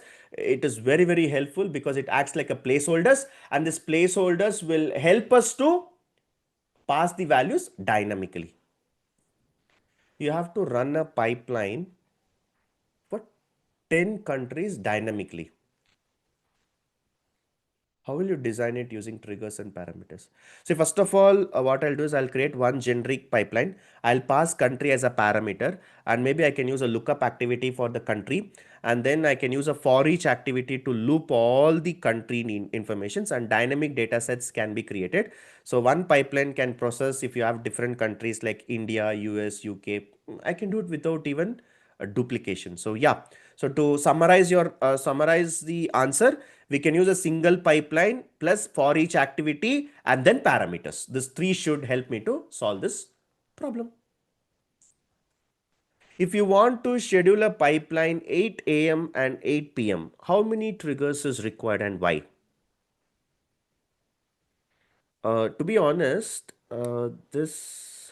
okay. So in ADF, one trigger can support only one time. So probably here to run both at 8 o'clock and 8 p.m. So we have to create two triggers, one in the morning and one in the evening. And we can use one trigger with a recurrence option also. I don't think schedule trigger has this. But yeah, two triggers. That's my answer. How do you handle a pipeline failure and automatically retry? So if you see the option in ADF, so ADF comes with a retry setting. We can configure the retry count and retry intervals. For example, if I give a retry count as 5 and retry interval as 30 seconds, every 30 seconds it will go and try for 5 times. So we have this option in ADF. And in case if there is any failure that has happened, we can also check the logs and we can restart the pipeline from the checkpoint. So that is also possible. So both ways we can use it. This ensures that we have a multiple tries that we can set it. We have a parameter directly in the ADF pipeline. You need to process files only if it exists in ADLS. Which activity will you use? So there is an activity called get metadata activity. Get metadata activity will check if the file exists or not. With the proper conditioning systems, we can see if the file exists or not, and then we will be able to check whether the file exists or not. Then we will proceed with the operation. What data validation checks you will perform after migration data from on-prem SQL to Azure SQL? See, first of all, whenever you're doing a migrating, you need to be very sure of the migration. You need to have a row count, source versus target, schema comparison, columns versus data types, null value checks, duplicate checks, aggregation checks, simple record checks, validation checks. and constraints checks. All this I will have to check. That's a checklist that I will prepare. Based on the checklist, I will be able to perform the operations. What is the difference between bronze, silver, and gold? So basically, bronze, it's a raw data, which is data as it is. Silver layer, it is basically cleaned and standardized, deduplicated data. Gold layer is basically a business data, and it is also a curated data where I would say, according to the business logics, I would have implemented the business layer. You need to perform an upsert operation daily. How do you do that? So if I want to do an upsert operation, there is a concept called merge. Merge is basically a command that I can use it in SQL if you want to use both for insert and update. So when there is a matched records, then you can go with an update. When there is a not matched records, in that case we can go with an insert. So this can be efficiently handled with the help of merge command. So upsert is equal to merge. What is the difference between ARM template and Terraform? So ARM templates is a templates when you're creating a services, and if you want to replicate the same services, same configurations with different environment, we can go with ARM templates. But I'm sorry, I've not worked on Terraform. How do you monitor your pipelines and sets alerts? So well, if you're going with the monitoring pipelines, ADF monitors with a monitoring tab. Here we have a also have another service which is called Azure Monitor, and we also have a log analytics which we collect the logs. And in terms of alerts, we can set the alerts for failures, email notification, Teams notification, custom error handling. All of this could be handled. So with that, I'll be able to monitor my production pipeline. Of course, this could be done for production because production is not in your control, but we can provide the steps to the production team and they will be able to configure all the alerts. Do you store the gold layer? Do we store gold layer data in Delta tables or Parquet files? So the most preferred is Parquet files. The reason is Parquet files comes with some features like optimized or cost, or it is very good for reading the files. It supports asset properties, enables a merge for incremental loads. It also provides time travel. So obviously I would go with the Parquet files because Parquet files are very, very helpful in for transformations. If one country loads fails, how do you prevent the entire pipeline to be failed?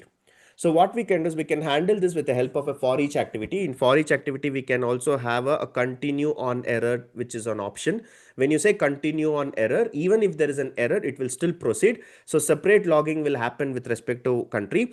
Retry can be given only for the failed country, and whichever country data did not get loaded, that we can store it in the error log and we can go with the debugging. So that is one method that I can do.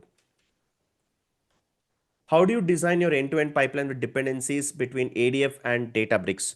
So here what we can do, dependencies between ADF and Databricks. So here ADF will actually help you to do a basic level transformations, data modeling, and a simple copy activities, whereas Databricks is helpful for heavy lifting transformations. There is an option to use ADF values in Databricks with the help of widgets. But if you want to run the Databricks in ADF, there is a execute notebook option where you can call the notebook in ADF and we can execute it. So that is something which I would have done it. How do you migrate pipelines from development to production? So here we have to involve the CI/CD pipeline, which is basically taken care by DevOps team. But I was also involved in assisting the team in providing the CI/CD configurations. So here what I've done, I've developed a pipeline in the development environment. I've created the ARM templates. Then I've integrated with this with a GitHub repo, and I've created a release branch. And then based on the specific environments, we have created a YAML file. And once this YAML file has been created, we run this YAML file to push the code from the development to production. How do you parameterize a link service to support different environments? Here what we can do, we can create a ARM templates using the parameter files. We can also have a key vault integration. Based on the environment variables, we can create the DevOps pipeline. In the DevOps pipeline, we can give the service name, link service name, connection names, all of this we can configure in the YAML file. And once you call this YAML file, automatically the parameters which you're giving on the user interface will be captured in the YAML file and it executes. This way we will be able to parameterize my pipeline. your files arrive late from the system, what you will do. So whenever the source file comes late on time, first of all, I can handle it with the help of event-based triggers instead of fixed triggers. I can also get the metadata to figure out like why the information was received late, and also have a backfill logic, like I can have a backup data and figure out if I still want to load the previous version data, I can still want to continue the pipelines, I can go with the backfill. So this is something which I can do it whenever I'm receiving the data late. How can you handle errors during your copy activity? How can you handle errors during your copy activity? So basically, we have a process of false tolerance setting and error logging. So whenever a copy activity is being executed, in case if one or two rows is being not copied, that could be tracked in the error logging. It will exactly give you which ID did not copy and what is the error for that. For that you will have to go and enable the error logging settings. How do you implement a time travel feature? So time travel features is pretty simple. Like by default, Delta tables comes with a time travel features. If you really want to go back and see the previous records, we can either go with a versioning concept. So you can either go and write select start from table by providing the version or by providing the dates. What is the difference between Hive queries and Spark queries? Hive queries runs on the Hadoop system where it's basically used for online analytical systems. It's basically for batch processing. When you go with a Spark SQL comes and sits on top of Spark. So obviously it comes and improves the performance. Yes, Spark SQL could be used for real-time streaming analytics as well, and it's much faster than your Hive queries. What is the difference between dedicated SQL pool and serverless SQL pool? If this concept basically, if I'm not wrong, it comes in the synopsis. So in the synopsis, there is a possibility that you can create two type of databases. One is a dedicated SQL pool and one is a serverless SQL pool. Dedicated SQL pool is dedicatedly you are designing a database system for your project. Serverless is basically like you are mainly focusing on executing the ADLS data directly on the database without creating the server. That is why it is called serverless.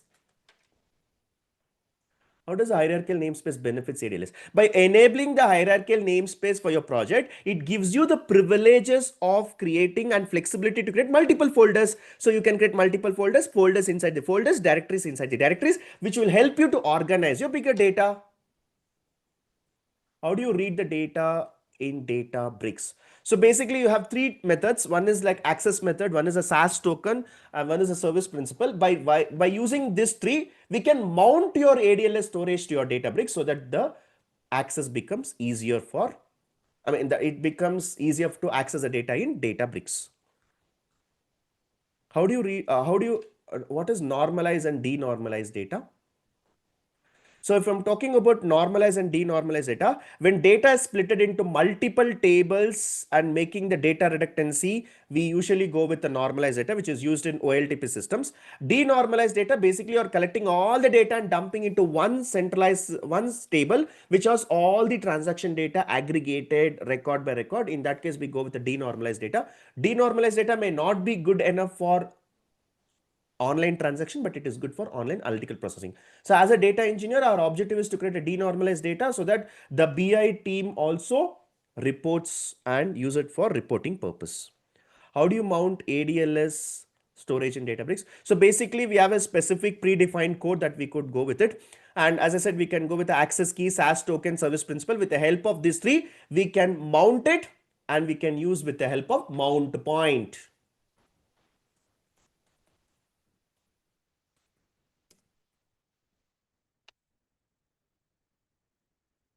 How do you commit your changes to a master code? So whenever you're doing a transformations in ADF or you're writing some sort of logics in a Databricks, both has to be integrated to a GitHub. GitHub is a central repository of code where all the project code will be there. So if you want to do some sort of task, first you will have to take the update from the master code, create a multiple branches called feature branch, do all the transformations, and then again push it to the master.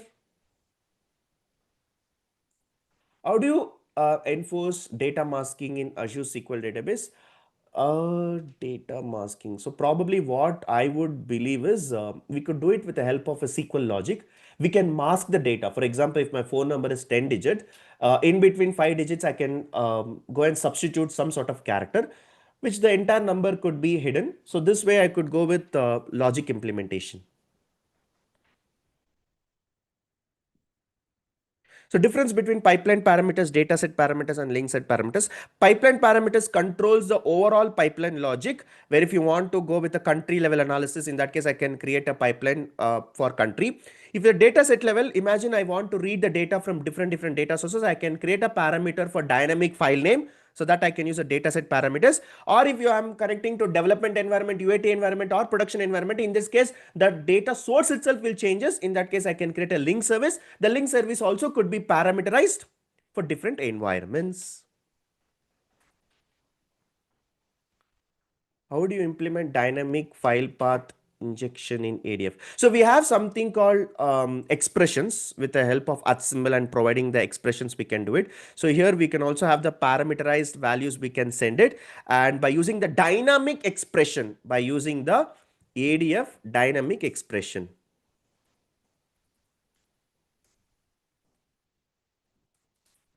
By using the dynamic expression, we should be able to achieve this. What is the difference between ADF pipelines and Synapses pipeline? Ideally, both are same. But if I'm really looking at the difference, ADF pipelines is a standalone integrated service, whereas Synapses are integrated within the Synapses Analytics. It's like a one-stop shop. So it makes your work easier. But honestly, what I have experienced in my projects is Synapses is much costlier than ADF pipelines. So how do you perform an upsert operation? So usually we can go with a merge. Merge is basically a combination of insert and update. With the help of both this, we will be able to achieve your merge logic.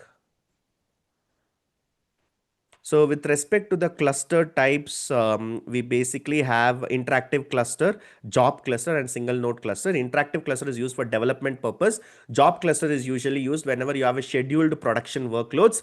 And single node cluster, it's a lightweight task. If you want to use it for your analysis purpose, you can go with node clusters. Your Databricks job is failing with out of memory. What steps you will do? So basically, first I'll check the Spark UI if there is any skewed partitions, or I'll try to increase executor memory, or probably I'll go with some sort of repartitions. I'll avoid actually actions. Actions are the main culprits. The more and more actions you use, it will go to a memory issue. So that I'll control. Probably wherever is needed, I will cache the data. Difference between cache and persist. So different and cache basically store the data in the memory, and persist will allow the data to be stored on the disk. Cache is useful whenever if you want to read the data faster, and persist will be helpful whenever you want to store permanently on the system. How does multiple developers work with the same pipeline? Like if multiple people are working in a project, every pipeline has to be integrated with a GitHub. So GitHub is a central repository of entire code, and from that code we will be taking up multiple branches, and each one will work on separate branch, do the transformations, do the logic implementations, and send it for the code review. Once the code is reviewed, it will be merged to the master.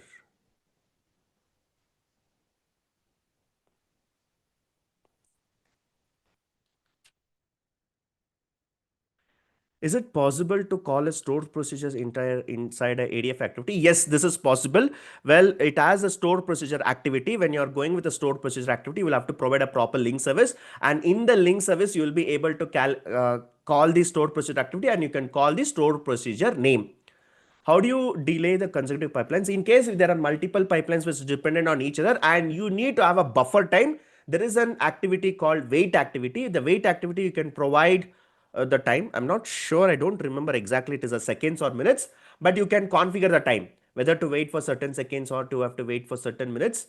I can check after this interview, but as of now, I'm saying that it's an activity which is called wait activity. In the wait activity, we can provide the time limit. Have you built any real-time streaming data? Yes, in one of my project, I've built a real-time streaming data. So in the real-time streaming data, I used to get the data from the IoT Hub. IoT Hub, I was configuring a lot of data points that is coming from different devices. And then we have configured that to Azure Streaming Analytics. In Azure Streaming Analytics, we are mapping the input and output. And finally, we are reporting that into a Power BI. So that reporting we have done.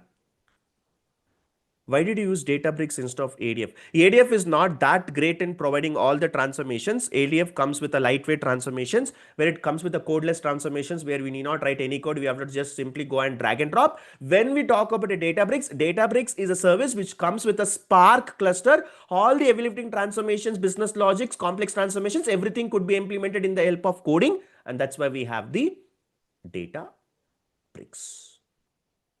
What are triggers in ADF? So basically, if you want to automatically run your pipelines through a timely manner, we can go with the triggers. So here we have three type of triggers. One is called schedule trigger, one is called tumbling window trigger, and one is called event-based triggers. Schedule triggers are basically time-based triggers. You can define a specific time like an alarm clock. Then you go with the tumbling window trigger. Tumbling window trigger is actually a fixed intervals with some dependencies. And if you're going with the event-based triggers is like whenever a file is arriving on certain dates and certain time, we can execute the trigger. How do you load last modified file in ADF? So basically what I can do for this is there is an activity called get metadata activity. Get metadata activity is used to fetch a last modified date. Once you get the last modified date, we can filter this to select the most recent file and then you can process it with the help of copy activity or logic. Any specific reason why you preferred Azure SQL database at the target layer?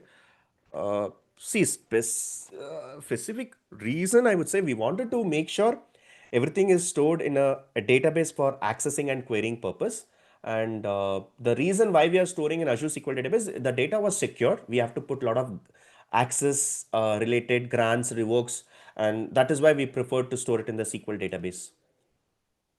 How do you implement ACD? ACD is basically slowly changing dimension where if you want to track the historical changes and if you would like to go with multiple inserts and updates, we can go with merge. The merge is actually implemented with the help of merge command in SQL. And if you're focusing on ADF, in ADF, there is an upsert logic.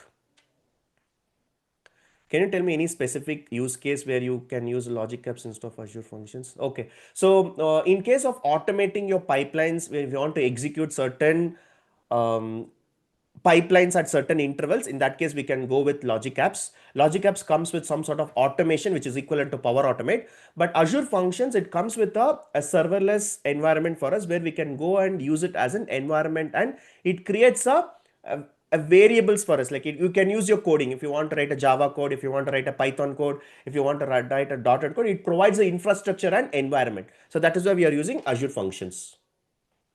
Suppose I have 1,000 files from one, suppose I have to copy 1,000 files from one storage to another. How do you do it?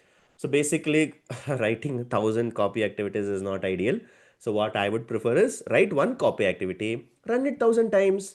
That is why we have a for each activity. In for each activity, you configure the copy activity and you send the values and automatically it reads the 1,000 file names and it will execute 1,000 times copy activities within one for each.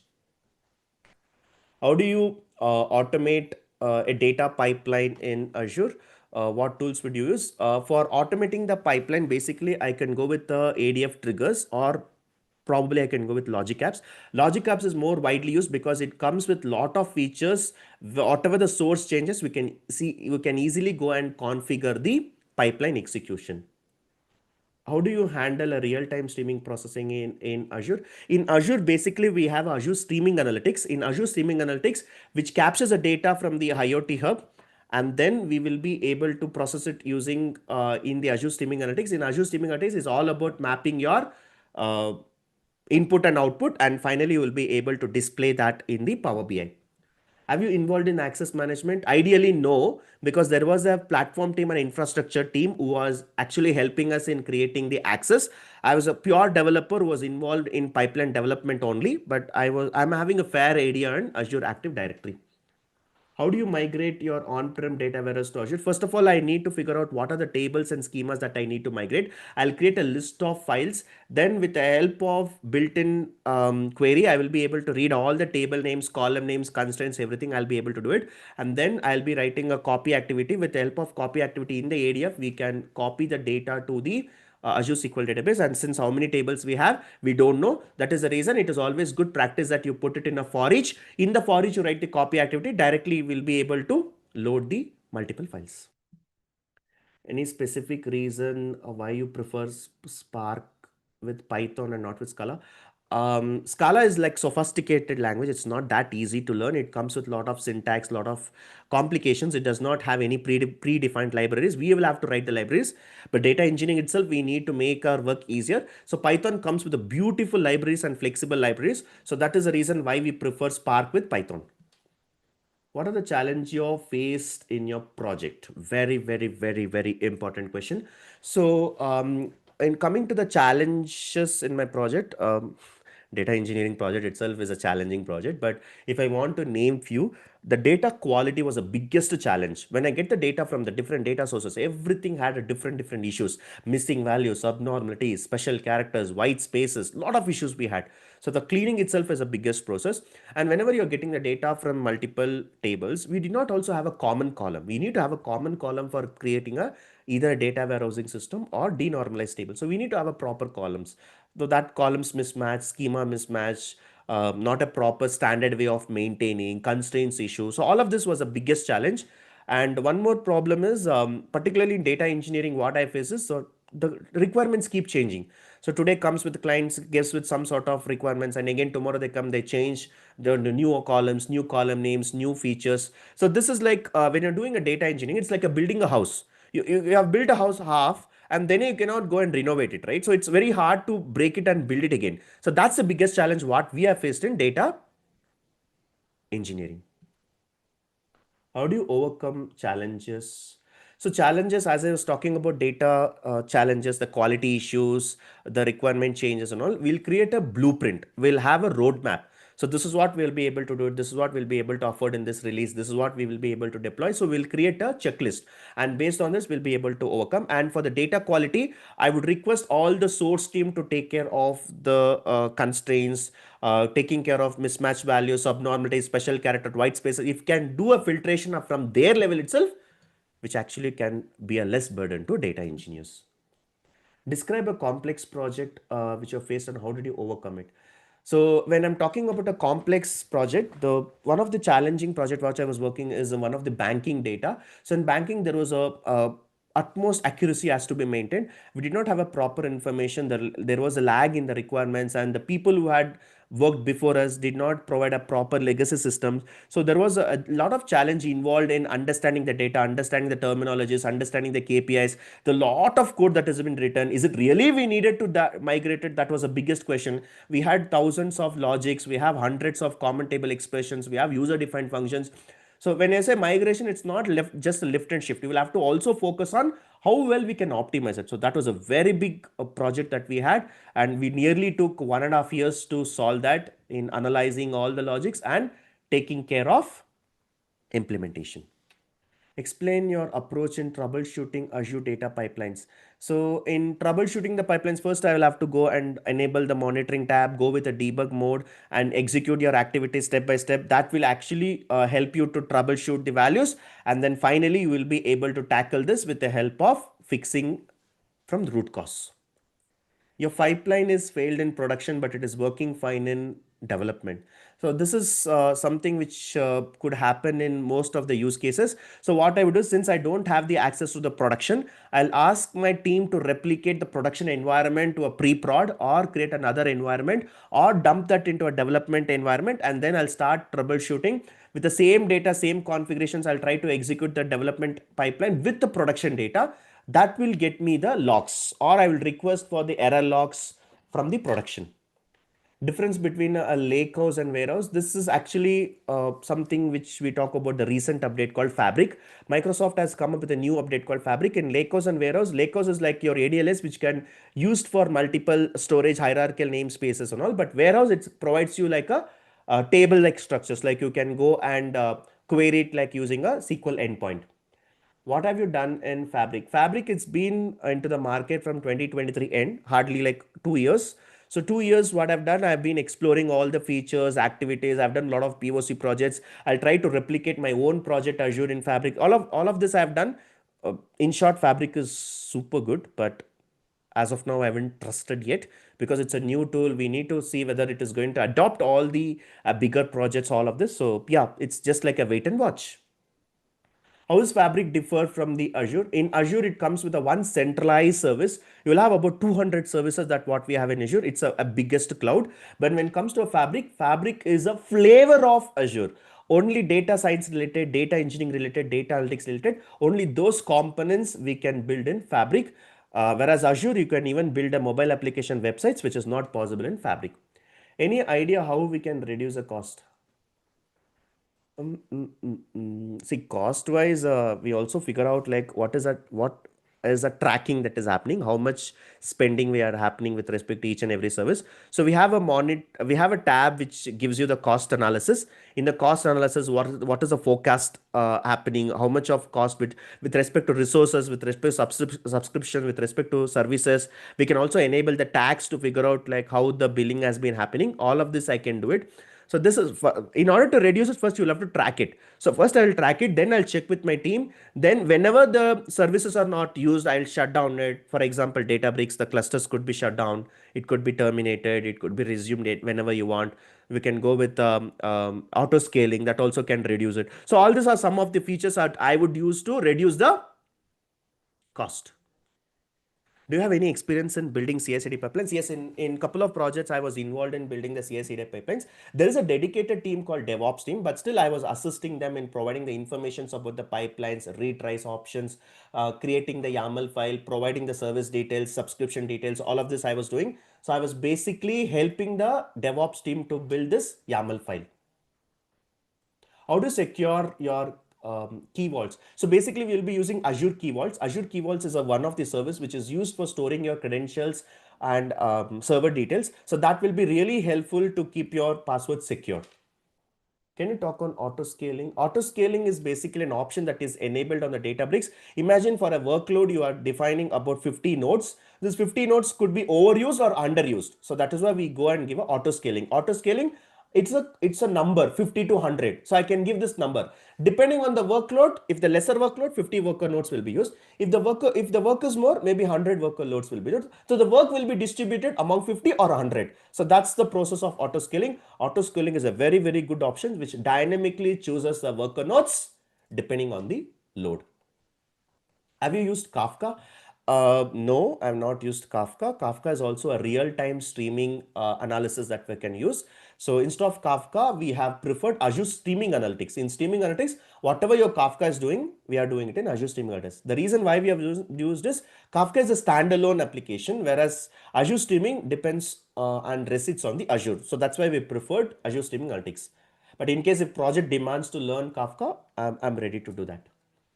What is the broadcast join in Spark? Broadcast join is basically join when you're joining between the smaller data with the bigger data. Smaller data can be made sure you can put it on the memory and then you can make the bigger data to reside on the disk. So the join between the memory and disk will reduce the data shuffling, which can improve the performance. What is a Delta Lake? Delta Lake is basically a special type of file format that I can design it at the target layer level. So where asset properties could be applicable, where you can also go and change your inserts, updates, all of these modifications could be done. So this is possible in Delta Lake. Explain parameters and variables in ADF. Parameters and variables. Parameters are like values which does not change to the execution of pipelines, whereas variables can be changeable. We can update, we can append the variable value within the ADF activities. So each has a different use case. As the name says, variable can change the values at any point of time during the execution of the pipeline, whereas parameters is fixed. Databricks with Synopsys, which one you will use? So when it comes to a Databricks with Synopsys, Databricks is a standalone application, is one of the excellent in terms of the Spark code building. Whereas if you talk about Synopsys, Synopsys comes with a one-stop shop. Ideally, Synopsys is costlier and Spark pool is not that comparable with Databricks. So 100% I'll go with Databricks. HT Insight, it's an older tool service I've used in the past. But as of now, I don't remember. It's been almost 4 years that I've used HT Insight. I'm not familiar with HT Insight now. What is the difference between a data lake and Delta Lake? Data lake is like a storage which you can store your specific files. You can use a hierarchical namespace and it's a normal files. Whereas if you go with a Delta Lake comes with ACID properties where you can go and modify your failed changes, track it, time travel, all of this could be done. But on the directly on the Delta Lake, you will not be able to query it. That's why we have Delta tables. Delta tables resides on Delta Lake.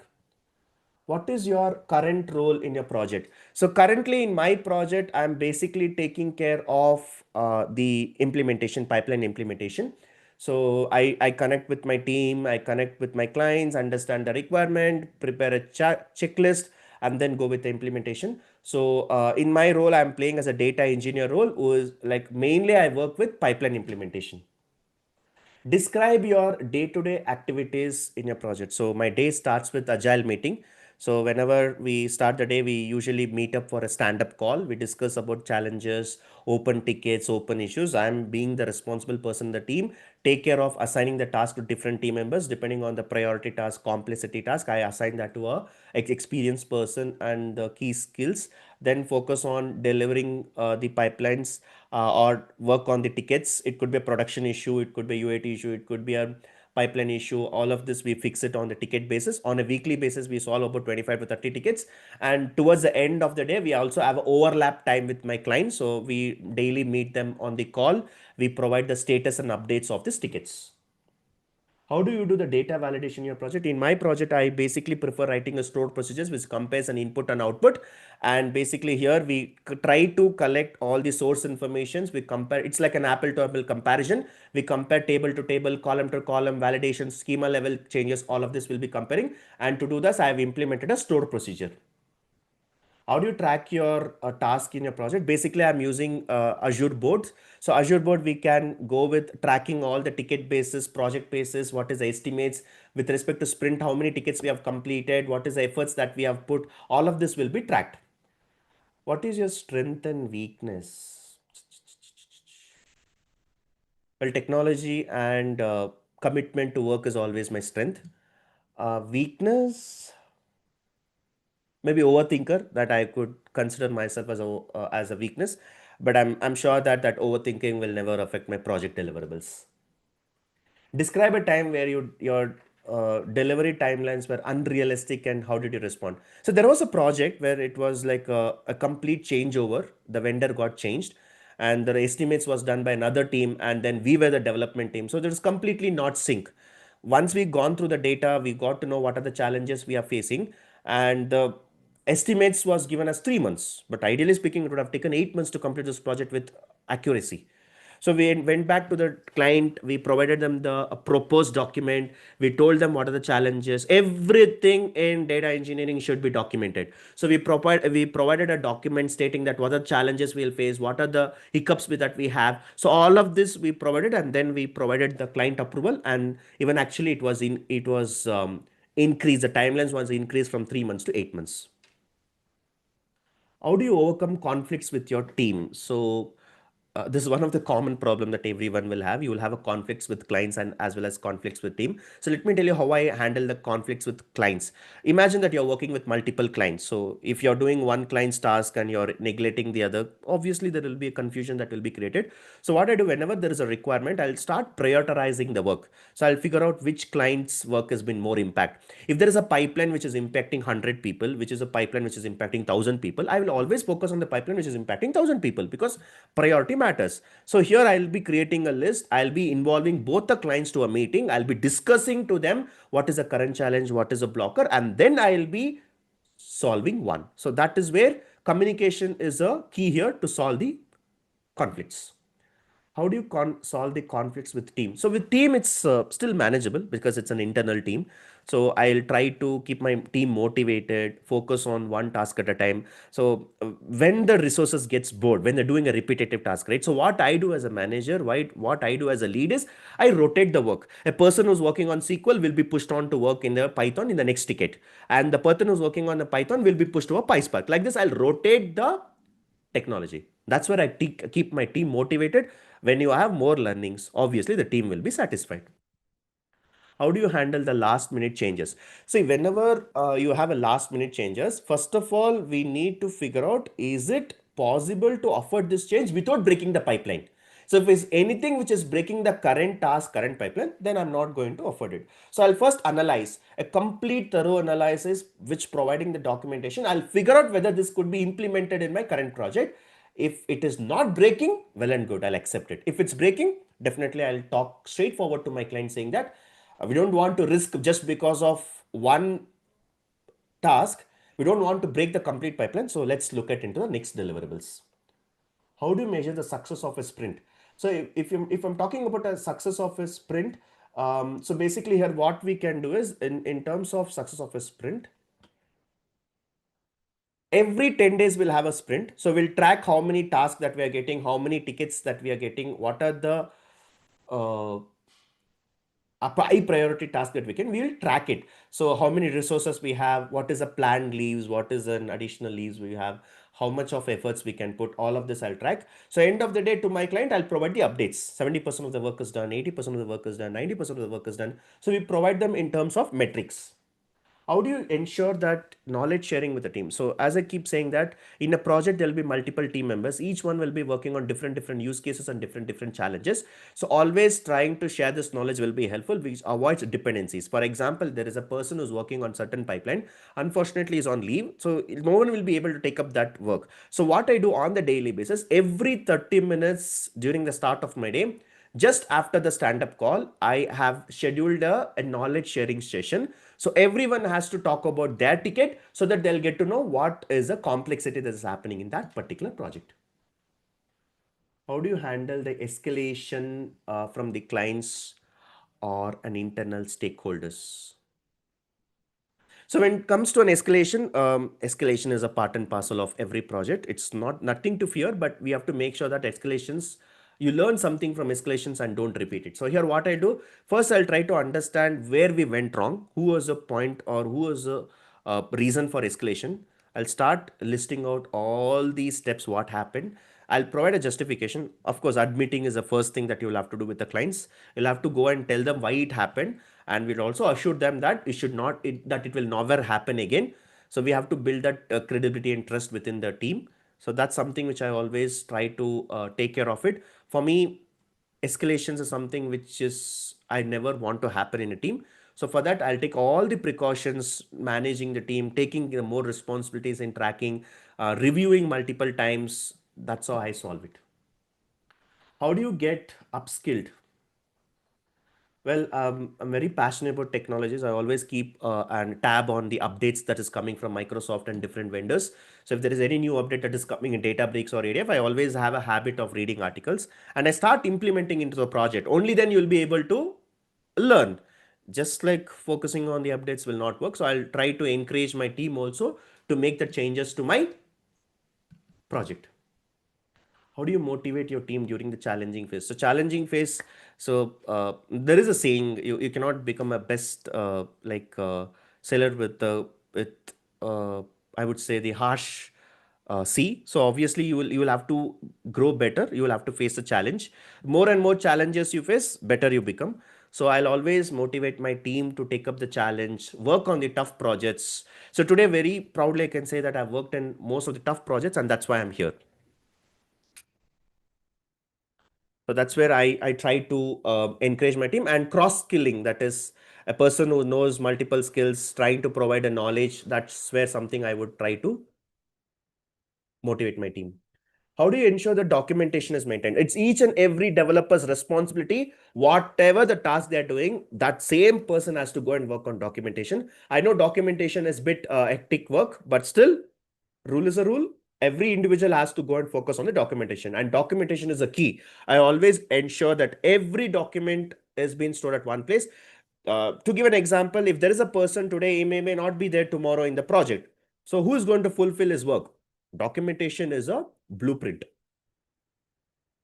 How do you please describe a situation where you're a tough project in a time? So there was a time where we had not have a proper deadlines, no proper information was given. We had a lack of information in requirement analysis. The source team was not supportive. Data qualities issues. We had a lot of challenges, but all this we were able to handle it with the help of process. We followed the process. We talked to the team. We encouraged the team to go and reach out to the source team. provide a complete roadmap. Then we talk to our clients to increase our deadlines. Then we went with implementation. So it's every problem has a solution. It's just not you need to know how to handle it. Please describe. Okay, did you work with multiple clients at the same time? If yes, you manage it. Yes, I got a chance to work with multiple clients. So when working with multiple clients, it's all about creating a document and involving both of them into the meeting while giving the priority to the work. So I'll check with both of them which is a priority, which pipeline has an impact, and then I'll take up the task. So communication is a key here. If you manage the communication, you can manage working with multiple clients. Do you have experience in handling the team? I am not a team leader on paper, but I have handled the team. I have a couple of juniors who are reporting to me. I dedicate the task to them. I track their work. I review their work. So that experience I do have in my experience. How do you plan your deadlines? First of all, I need to understand what is a requirement and how much of efforts we have, how many resources we have. So depending on that, we'll create a checklist. So with 40 efforts, how much work we could done, we could 80 efforts, how much of we could done. So all of this, I will track it. I'll provide the estimates beforehand to the clients, and then we will be having the complete structured plan. What was your roles and responsibilities? My roles and responsibility includes talking with the clients, analyzing the requirements, providing the insights to the team, taking care of the pipeline implementation, doing a cross skilling, helping the team to grow. So all of this is something which I've done in enough of things in my career. But my main role is working as a developer who works to build, who is actually building a end-to-end data pipelines. How big is your team? So my team is about 8-member team. So most of them are data scientists, data analysts, data engineers, and DevOps engineers and cloud engineers. So I'm the senior data engineer who's taking care of the work. I have a couple of juniors also reporting to me. So that's my team structure. Why do you use Key Vault? Key Vault is basically used for tracking and storing your passwords. And here you are using it for securing your credentials as well. What are the Databricks secrets and how they are used in pipelines? Well, with respect to Databricks, we already have the passwords that is coming from secrets. You need to inform the Databricks that the passwords are coming from secrets. That is why we have to create a scope. And we can use it with the help of DB utils. With the help of DB utils, we can get the secret codes. How do you implement a version control and rollback in Azure data projects? It's basically we can integrate with the GitHub. And once you integrate with the GitHub, in GitHub, we can create a main branch. From the main branch, we can also go with multiple sub branches, and each sub branch could help you to track your work. What is a scope in Databricks? Scope is a process of informing the Databricks that the secret is coming from Key Vault. How do you identify the last modified date or last receipt file in block? So we have an activity called get metadata activity. In get metadata activity, you can scan through the complete storage. We can figure out when was the last receipt file with the help of timestamp. Which process you're following in your project? So basically in my project, I'm following the agile methodology. In agile methodology, we get the task in terms of a sprint and we work on a 10-day sprint work. Where do you see yourself in the next 3 years and next 5 years? Okay. Thanks for this question. So next 3 years, I would put myself into a more technical role. I would like to lead a team. That's something which I'm looking for. 5 years down the line, one thing what I've understood in the data engineering project is business knowledge is very important. If you don't understand the business and requirements, it's very hard to build a pipeline. So next 5 years down the line, I would like to focus more on the business. Why are you leaving your current job? Honestly speaking, I'm very happy with my current role, but still the work has become stable. There is no much challenging work. Uh, to tell the truth, I'm just working for 5-6 hours. I feel like I'm in comfort zone, but I have a potential to work in some of the challenging projects, make myself challenging. So that is the reason I'm looking for a challenging role, and I'm hoping that I'll be getting here. This role requires to work in a different time zones. Honestly, no, I don't have any concerns. All of my experience, I've been working with a lot of clients in different time zones. So I'm not concerned over any time slots here. Are you aware of the job description? Yes, completely. This job is completely aligned to what I've been doing all these years. Very much aligned to what is being asked. And that's why I'm here. Can you tell me a situation where you committed a mistake and how did you handle it? One of the blunder mistake what I've done in my experience is whenever there is a meeting happening, I just keep it in my mind, okay, this has to be done. But the next day the client forgets, or you may forget it. So this is a lot of situations happened in my, the client says something and the next day they ask me update. So it was not tracked. That is a day that I decided after every meeting, I will have to send MOM, minutes of meeting. So minutes of meeting will summarize what you have discussed in the meeting so that next time you don't make that mistake. How do you prioritize your work for your team? First of all, when I start my day, I'll go through all the pending tickets, open tickets that has been there in the project. I'll check out which is priority, who is available, what skills they have. Then I will map it. So as a team, we handle this with priority. Do you prefer individual work or teamwork? Honestly, I want to work in a challenging role. It could be individual or it could be team. If I'm working in individual, maybe I'll be tested. I'll have to do all the work. Maybe I'll learn more. If you're working with a team, yes, you can still get a more ideas, more thoughts, more suggestions. So honestly, I don't have any preference. I'm okay to work in any role. How do you handle stress? Okay, so stress is something which is part of everyone, but I'll try to keep um, my stress out over the weekends. I try to focus on some sort of fitness and try to make sure I've been fresh over the week. And I'll also make sure my stress doesn't come to the office, stays wherever it is. And taking frequent breaks, enjoying weekends, those things I do it apart from my work. Share me an example of gathering a complex data requirements from stakeholders and managing conflicts. So once we get the requirement, I take the initiative of creating the business requirement document. I focus on the analysis. I start breaking down the problem. A problem becomes simple if you start breaking down it. So I list out what is the objective, what needs to be done, what is the solution. I list out and then I'll go and talk to my client. This is my analysis. If there is any connection, we can have a frequent meetings, frequent discussions, and then we can finalize one requirement document before implementation. Tell me one thing that tell me one thing about yourself which is not there in resume. Probably you will find all the technical skills in my resume. But apart from that, I'm actually a person who likes to write a lot of articles, keep updated myself. I've done a lot of other certifications. And apart from technical, also, if you want to learn something, I mainly focus on sports. I watch cricket. I also been involved in badminton. So these things I try to keep myself, which you don't see in my resume. If I call one of your previous manager and ask about you, what would they say about you? As simple, I'll tell you both positive and negative. Positive, they'll definitely tell that I'm punctual in terms of my work. I've never ever delayed any of my deliverables. That's one thing you will definitely hear about me as a positive. Negative, probably I'm an overthinker. If there is a problem, I always try to come up with 3 to 4 solutions, which could be an overthinking problem. So that's something which I will try to avoid. And trying to do that, it's not happening. How do you justify that you are the best fit for other candidates? Obviously, for this role, you would have been interviewing a lot of other people. But one thing I could say is I never say no to the technology. Today, you have this framework. Tomorrow, there is another framework. I'm always ready to do that. And very passionate about technologies. And I'm looking for a challenging role, which always challenges myself. And I'm a person who is a very fast learner.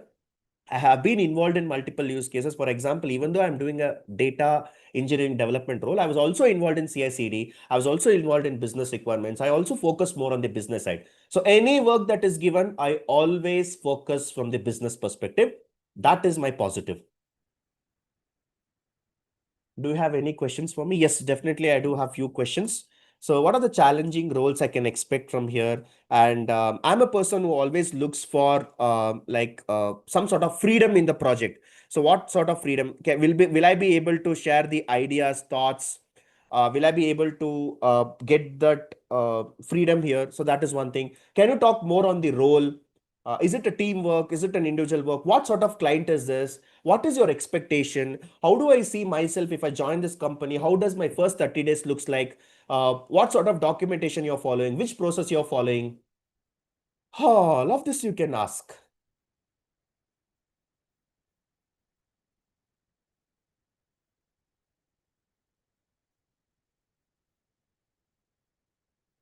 Okay. Finally, my turn is done. Okay. I'll unmute you guys. You can ask me if you have any questions and we'll just turn around. Let me tell you a few more points. Just before the interview, if you watch this recording and you give the exactly same answer, 100% you'll get an offer. There are some questions wantedly I did not answer. I did not answer Kafka. I did not answer certain things, but you should have heard about how I handled it. That is important. It's not about how many questions you answer. It's all about how you take forward with confidence. With this type of presentation, let me tell you, I have cleared Google interview. I've cleared Microsoft interview. I've cleared banking projects interview. I've cleared JP Morgan project, and I've also cleared Amazon. This is something which I have given my same presentation for the last 2 hours. For the last 2 hours, I completely performed like I was a candidate. If you keep on watching this, it's like you watch a movie, you keep on watching that movie, what will happen? You'll start by hearting the dialogues. You'll start presenting the dialogues. When this scene came, when that came, you will only start taking the dialogue, right? Exactly same thing. If you're able to replicate what I've done today, 100% you'll get offer. But for most of you guys may not know the concept. Maybe it was like a rapid fire. I asked the question, I answered. I asked the question, I answered. Those who have learned data engineering may be comfortable, but those who are not learning data engineer, it's actually a point to tell you that you need to focus more on that topic. If you're not able to answer on Databricks, if you're not able to answer on EDF, you're not able to answer on Spark, that is where you'll have to focus. So the focus has to be given to part where you are lagging. Okay. So the mic is open for you. If you have any other questions, please do ask. Hi, Santos. Yeah, go ahead. So I have one question. What is the gold files, silver files? So in Medallion architecture. In Medallion architecture, this is the most widely used architecture in a project. We'll have 3 folders. One will be bronze, one will be gold, one will be silver. To give an example, imagine today after class, you're going and buying vegetables. You're buying vegetables from where? Different shops, right? You're buying collectively, you're buying. Once you come to your house, what you do? First, you'll put everything in one basket. That's bronze. That is bronze. What you'll do next? You'll separate it. You'll separate tomatoes, carrots, onions, everything. You'll separate it. Then you'll preserve in fridge. That's silver. That is silver. Then while cooking, you know which ingredients or which vegetables use. Then you gather from the fridge. Then you cook. That is gold. In simple terms, this is the explanation. Santosh, Yeah. Sri here. Thank you for the questions. That's a good mood acting.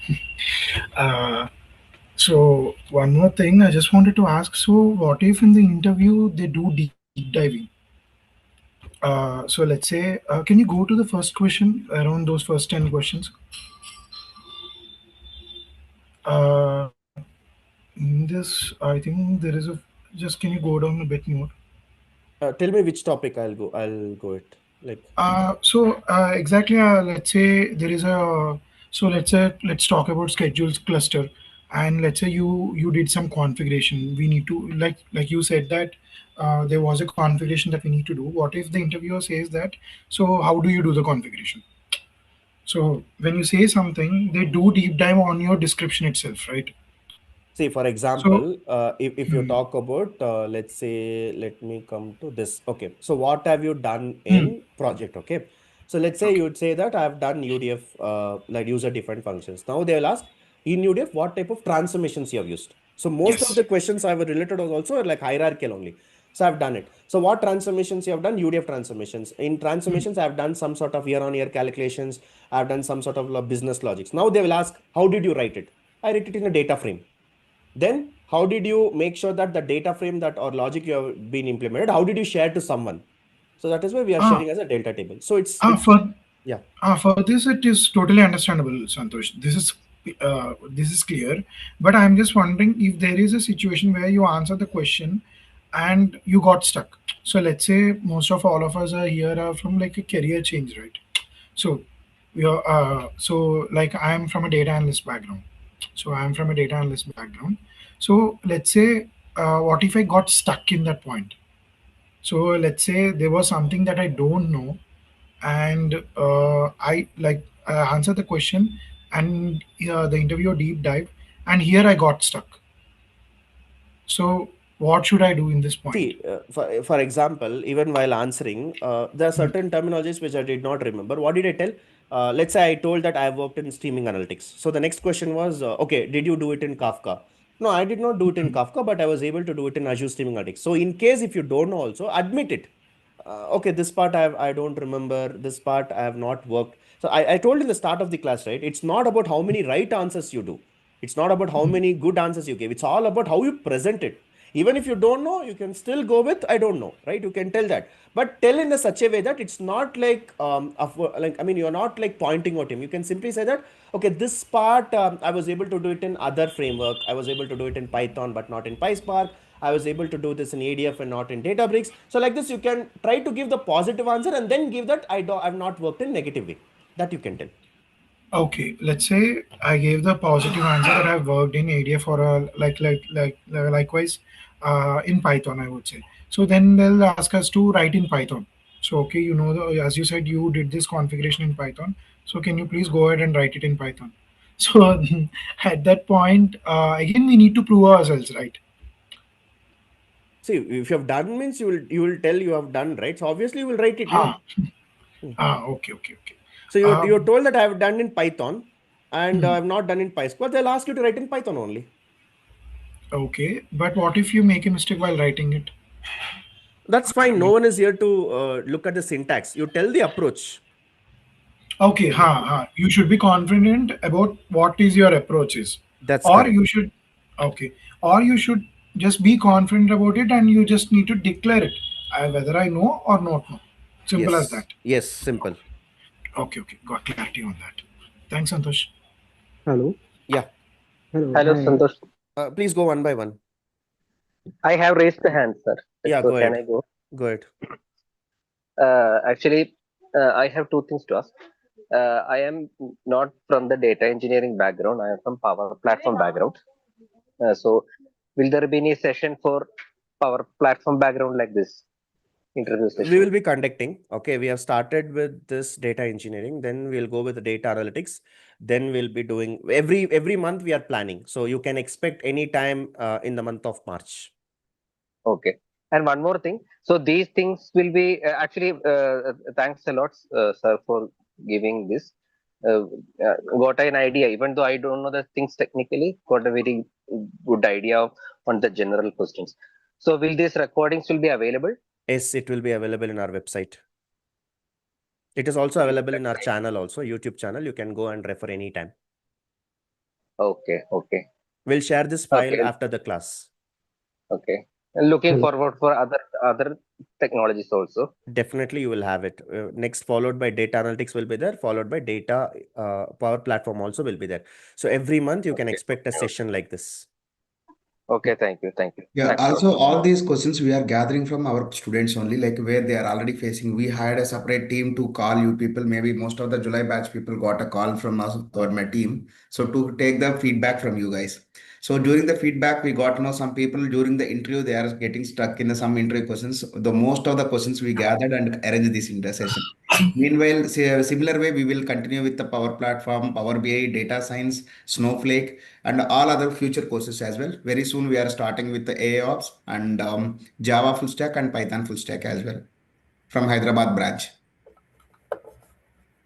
But it will be And available one only. more thing, I'll add on top of the Mahesh what he is telling. See, team, everyone who is attending this session, I would request to everyone, if you are attending the interviews, please share questions in your respective groups so that it is very easy to arrange this kind of sessions on any platform like Power Platform, Power BI, or any other DevOps, everything. Sir, one thing you told Hyderabad. So those other sessions will be available online, right? Like this only, This and not from sessions, Hyderabad. the sessions No. will still go with online, but we also mentioned you that there are few courses that we are starting offline. That's what we mentioned. Okay, okay. Oh, yeah, yeah. So Understood, that's see, understood. if you answer these questions and all, we have already completed a 5.5 months course that we have taken in data engineering. Now we are summarizing it. So right, Okay, okay. that course you can either attend offline or online. And then this online sessions, you will be very helpful for tracking all these questions and it will help you present well. Okay, great. Okay. I asked because I am a student in the Power Platform branch. That's why I was asked. Got it. Yes. Got it. Thank you, Yeah. sir. Thank you. And Santosh, with the emergence of AI, how is the interviews process is getting changed? Is it really changed at this point of time, or it's going to be changed? Yeah, that's the reason we are also changing the pattern. Before we are facing the AI interview, we developed our own AI interview tool. You can do multiple practices instead of failing in an actual interview. Fail multiple times in our tool. We called a Clear My Interview. It's a completely developed by our KSR team. So if you want, I can share now. Just give me a second. I will share with you guys. I mean, that is kind of a interview between AI and me. Yes, What I but here understood, right? I will tell you, compare to your trainer, compare to Santosh, compare to Mahesh, it will evaluate better and it will predict more questions from your JD. Example, if you are human taking an interview, I can't give each and question feedback, but system will give better than a human. Yeah, understood. So what I'm saying, right, AI is now everywhere. Now they're asking, right? Is there any, because of AI, is there a change in the process? So whatever we discussed, it's the same process, right? Is there See, any change in the what recent is years? happening is since we know that a lot of people are also misusing AI for the interviews, right? So they may ask you to come to office for final round. The initial round screening will still happen. They'll refer your GD. They'll ask this type of questions online. They'll ask you to open your screen share. Like they'll ask you to share your full screen, write the code. Everything will happen. Okay. Only in the last round, maybe they're asking you to come to interview. That also, it is happening only from last year. Before that, every interview, everything was online only. But now slightly they have changed. But question patterns, the way of questions, the scenario based questions, everything will be same only. They are asking you to share your full screen, write the code. They're asking you to come to office. That's the only change what I observed in the last 1 year. Yeah. Okay, yeah. And Thank you. one more thing, initial screening, they are taking AI tools nowadays with a more security. So the initial screening, they are not ready to take a human to involve in all the rounds. So initial screening, most of the questions, maybe anyone already faced this one. They will send in a link to take an interview with the AI first. Okay, yeah. Because imagine there are 10 openings in one company, but 1,000 resumes are getting to them. Yeah, correct. It will be difficult to filter all these 1,000 people, right? Yes. So system will do it easily. Out of 1,000 people, it will filter around 20 to 30. Out of the 20-30, then human will involve to hire the right guy. Okay, got it. And So, one technical question, Santosh. Yeah. So the testing process, when it comes to testing about the pipeline, right? So how we will be doing it? So testing, usually if you're going with a Databricks, you'll have to write a unit test cases. This is expected results for this particular, for example, if you have a state as a code, right? You will have two codes, but you should not have any code which is greater than 3. So that's a test case. That's a user story. So you'll have to write all the stories and you'll have to check whether it's happening or not. If it's happening or if it's not happening. If it's happening, there's something wrong with error, wrong with your transformation. So we will have to come up with expected results, expected values, expected queries. You'll have to build a test case. You have a separate testing team actually, but still as a developer, you will have to start counting what is our source count, what is a target count, what is the columns we have in source, what is the target we have, what is the columns we have in target. So like this comparison, it's like an apple to apple comparison. You'll write a store procedure for that. With the store procedures, we'll be able to execute it. This is with respect to Databricks. In ADF, we can create our own like checklist, whether this is happening or not, whether you are getting the records or not. We can debug it. We can debug and we can check it. So both way you can do it. If they're asking this in interview, tell them that you have used one library called PyTest. So PyTest is a Python library which we have been using for writing these test cases. PyTest will be out of Databricks, right, Santosh? Can we integrate PyTest into the Databricks? Yeah, you can do that. Okay. PyTest is just a library. Okay, got it. Yeah. Santosh, I have a query. Yeah.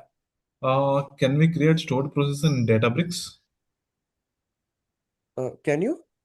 Can we write a stored procedures in Databricks? See, Databricks, you can do it, okay, but you will be morely focusing on Spark, right? So you can still write a SQL code, you can still write a stored procedures, but it has to come in Spark SQL. It's not Okay. like a traditional what you do it in SQL database. Can I do that same? It's not that same. We will have to make some modifications. We have to write it within Spark SQL. Okay, if suppose a panelist would ask, can you explain what are the tools you have used in your project? Can you explain end to end your project? So what we have to suppose to give the answer for this question? That's what I explained, no, in complete introduction. You have to talk about architecture. Where is the source coming from? What are the services you are using? Azure Data Lake Storage, Databricks, Azure Data Factory, Azure Active Directory, Synapses, Key Vaults, SQL Database. So these are all the services I'm using. So how is this architecture? The data flows from on-prem, the data flows from flat files, Excel files. I'm collecting in Azure Data Factory. Azure Data Factory I'm using for orchestration. Then comes for the Databricks. Databricks I'm writing heavy lifting transformations using PySpark. Then I'm pushing into Azure SQL database. This is the architecture. Okay, sir. Hi, Santosh. Hello. Yeah. Hi, Santosh. I wanted to understand that what CID and CD, in like where we using that part. See, CI/CD is the final part of a project. Okay, when you are doing finally you have done the project, you will have to push it into production. In real time, what happens? You will have to have 3 environments. Okay, one will be UAT, one will be development, one will be production. Production is a final project where everyone will use. So you cannot go and write 3 times. Once you write in development, again go and write same code in UAT, again go and write same code in like production. We cannot do that, right? So what we can do is once you write it, once it is tested, automatically that entire code will be pushed. That is with nothing but to CI/CD. Yeah, So we have a complete session as well. I shared the link, Santosh, with you. You can share with the people. yeah, we have a separate DevOps session that we have created. We have this complete project. You can go through it. I'm sharing you here. This is the link, and you can go through this. Anyone apart from the KSR guys, if anyone joined, anyone watching from YouTube, we have a CI/CD session separately around more than 6 hours, and we have a Fabric complete bootcamp around 15 hours. You can just go to our channel, check for a KSR Fabric bootcamp, KSR CI/CD pipelines or DataOps. You will get all those videos. It's a completely free. You can have a pilly. You can check the classes. Hello. Yeah. Hi, Santosh. Thank you for this session. Yes. Hello. Yes. I Go have ahead. a technical question. I have a story. I have created a I'm PLS sorry, you're breaking. for bronze and silver. And I'm sorry, you're breaking. is it audible? Hello. You're audible, but you're breaking. Go Okay. ahead now. Go ahead now. Okay. I have a Medallion architecture like ADLS for bronze and silver, and Okay. I have skipped and I have maintained my gold layer within the Azure SQL database. So Okay. I have transformed data using the data flows, Okay. and whatever the data warehousing and data marts are, we have maintained within the Azure SQL database. So is it okay to tell? Yeah, in case if they ask you where have you stored what, you can simply say that bronze layer is for raw storage, silver layer I've done all the transformations, gold layer I'm specifically using for business. So here is where I'm using business logics, I'm doing a lot of transformations according to the business, and from the gold layer it goes to the BI. So this is a flow. If you can see, if you can tell the same way with your project, problem solved. Okay, then I can skip the Databricks. Yes, you have to. Hello, I am only for the join only for the ADF batch. So I'm asking. You're from ADF batch. You're a Yeah, KSR student, right? Yeah, I'm KSR student. But are you data engineering or data analyst? BI developer. Or BI developer. So this is for data engineering. No? So in data engineering, Databricks is mandatory. So in your case, what you can do, right? Since you're a data analyst or a BI analyst, you're focusing more on Fabric and Azure, right? You can say the same thing in ADF. I have done a copy activity. The copy activity will be pushing the data from the bronze to silver, which will be in different container. Again, another copy activity after transformations using data flows. You know, already in ADF, you have a data flows and Power Query, right? Yeah, So yeah, using, yes. using the transformations, you will have to provide something called sync there, right? That sync, you go and put it in the gold layer. Simple. Yeah. Actually, I have studied the watermark meta-driven watermark architecture. Yeah. So, is it okay to explain in this interview? Is it? Is it? Yeah. Actually, I feel here you are here explaining the Databricks too. So. See, this particular session was conducted to make sure you give the complete structure of how to answer. Okay, so depending on this, you can opt it. If you know only ADF, you can frame the questions only on ADF. And this particular interview is data engineering interview. For data analytics, we'll conduct another one. There it will be completely on Fabric, completely on ADF, completely on Power BI. There, I think you will be like more sync. This role, most of the things, Databricks, you may not be aware because it's completely a data engineering side. Okay, thank you. Any other questions? Yeah. Hi, Santosh. First of all, thank you. This was a great session. I come from a recruiting background and I am taking right now the data engineering course. So my question is, should I need to mention my non-IT experience in my resume, or how do I move forward with this? See, for example, let's say my experience is 10 years. Okay. The way I portray it is, I have only 5 years of data engineering. The I will say is I have total of 10 years of experience. In the last 5 years, I've been working as data engineer. That's all. You no need to mention first 5 years is non-IT, next 5 years is IT, in that IT Databricks or ADF. No need to mention.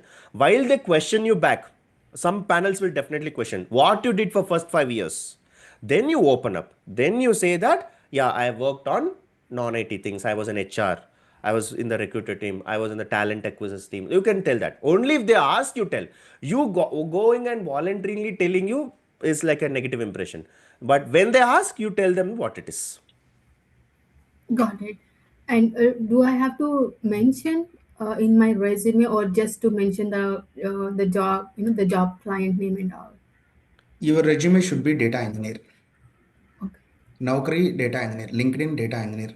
You no need to be worried, like designation is doesn't matter here. What roles and responsibilities you are handling and what skills you have is a matter. Okay. Got it. Resume, Naukri, LinkedIn, every the social media document should be like a data engineer. Your official document, maybe your offer letter or relieving letter or pay slip, everything, maybe whatever the designation they put, let it be, keep it the same thing. Don't try to edit or tamper that. Okay. Thank you. Santosh, Sri, yes. So adding to her question, Durga Bhavani just asked, right? So let's say there is a like a customer operation something. So if it is a resume, when you mention or when you share it with a recruiter, data engineer recruiter, so if it is customer operations, what we'll mention the regular roles and responsibilities that we have done before, right? Or it should be written in the perspective of data engineering something. See, you have 20 years of experience, 15 years of experience, 10 years of experience. Whatever you've done in the past is irrelevant now. No one is going to hire you for previous. For example, in our case, she is working as an HR, right? So HR in the sense, nothing should be there on HR. Not even a single word. What she has done in HR, she has recruited, she has done this, nothing should be there. The complete resume should be only data engineering. Okay. And while explaining, she will tell that, okay, in my 10 years of experience, 7 years I was in HR. Last 3 years, I've worked as data engineer. Since you're going to apply as a data engineer, then you will have to put only on data engineering. In 3 years, what you have done, that completely summarize in your resume. Oh, okay. Okay. So the resume perspective should be looking into data engineering only. That's Should correct. not add on anything. Nothing should be there. Whatever project she has done in the past, or HR, or even a data, let's say you have done Java developer. Before that, you have worked as a Java project also should not be there. Oh, okay. So let's say if I'm just taking an example. So let's say there is a 2 years of non-IT experience and 3 years of IT experience. So 3 years of IT experience only should be explained in the perspective of data engineering. Exactly. Right? Exactly. Oh, okay. You can mention overall 5, but the entire project should be the 3 years only. Okay, okay, totally understood. So if it is related, it has to be explained. If not, it has to be just kept as a summary. That's correct. Okay. Okay, Santosh. Thank you so Yeah. much. Even don't keep it those keywords also like the Java related. Sometimes because of this, it will be misleaded and it will go to the some Java profiles also. Even sometimes the recruiters are technically not strong. They simply thought it's a Java developer profile. Don't keep it any others. Only data and two projects at least, one from banking, another from healthcare. Depends on where you are working. If it is service company, you can keep it. If it is a product company, same your client. But at least two projects, that's more than sufficient. Even you have a 20 years experience. Oh, no, I get it. No, I totally get it. Yeah, true. So it has to be totally, onto clarity that data engineering it is. So then only it will be picked because most of all these times they are using AI, right, Yeah. to pull the resume. I totally get it now. So Exactly, it has sir. to be totally related into Exactly. technology. Now your name is Subramanyam Srivastava Chaganti, but it's a official name in the document. But your friends may call you Subramanyam. Some may people may call Sri, right? It will Similarly, get. here data engineer, you just a data engineer. That's it. Okay, okay, sure, sure. Thank you so much for that. And do we have any session to prepare? So, as you suggested, I totally understand now how to prepare it. But do we have any session on this We for have a resume session for preparation? resume building and we have one-on-one mentoring. Actually, our team will take your resume. Initially, you have to be prepared. Later, our team will take the resume and they will call you one-on-one. They will find all your total years of experience. Example, you have a total 10 years experience. Out of that, 3 years in the one domain, 3 years in another domain, and which company you are working, who is your client, same client, only roles and responsibilities we are going to be modified as a data engineer. We will take care about that. Yeah, yeah. Then it's great. Then it's great. And thank you so much for this. Yeah. Yeah, You just simply, if you are a KSR student, you can send your initial resume with a supported data vision. So our team will take care, or else you can text me on a WhatsApp also with your resume. So our team will get in touch with that. that's great. That's really Yeah, great, and actually, the that's really resume will helpful. take at least 48 hours to finish because we have a pipeline, right? One by one, we will go with that. On average, we will take at least 40 minutes to finalize one resume. Oh, oh, that's nice. We'll Then make sure that's there is great. no two resumes should be looks like a similar. Yeah, totally understood. Totally understood. And can I know your name again? Mahesh. Oh, Mahesh, it is. Oh, Yeah, yeah. okay then. Okay, okay. Thank you so much, Mahesh. Thank you. Yeah. When we have this Santosh. resume session, sir, Which batch you are from, Balu? December batch, sir. December batch. It's in a end usually because it's an entry question SQL may cover. That's the reason we added your batch as well. So for you, it's in the end. It may take another 3 to 4 months, right? It's yeah, mostly in April end or May first week you will get. If any emergency or urgency you need to prepare, you can send your current resume. So our team will touch you with one-on-one. Okay, thank you, sir. Yeah. Yeah. Any other questions, team? Apart from technical, maybe I can able to help you with these kind of technical questions. It's a completely Santosh call. Apart from technical, I'm here. Just to add on. Hi, Santosh. Yeah, sorry, sorry. Yeah, go ahead. Santosh Somshekar here. Yeah. I have one question.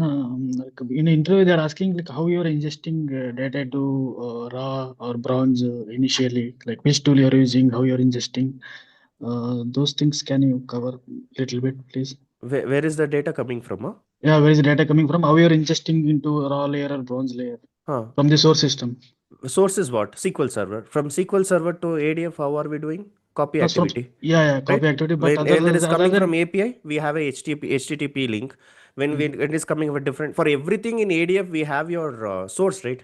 You can get it from Hadoop, you can get it from source on-prem, you can get it from SQL Server, you can get it from APIs. So for in ADF itself, you have 90 plus data sources. So with that, you will be injecting, you will be providing the connections, you will be dumping into raw layer. Raw layer is nothing but ADLS. Only files they will dump it in ADLS, okay? I mean the bronze layer directly. But other things, other files, you already know how to inject. Copy activity is there, you just need to configure source. In source, while you create a data set, right? In a new data set. In the new data set, you would have seen, right? Many options will be there, that input. In that, no, only for files, they're asking how you are dumping the files from source system to files raw we are layer. not doing. You can simply say there is a data team who is dumping the data for us. Actually, I told it will be taken care by infrastructure and platform team. No, that's correct. Okay. And they asked, have you used any autoloader to load the data kind of thing? They asked autoloader and all. Autoloaders, autoloaders, you can say it's a new update. We have still not yet implemented. So as of now, we are progressing with the traditional methods. Autoloader, we'll try to see how it works and maybe we'll be replicating it. But as of now, we haven't done it. And one more question they asked, like we have a data is coming from multiple APIs with different schemas. Okay, how do you combine those multiple APIs into single pipeline? Because we know how to combine for databases. We have information schema, from there we are getting the different tables name and all. Okay, but when it comes to API, even though it is coming from API, it is coming with the key value pair, right? So what is a key? That key itself is a column.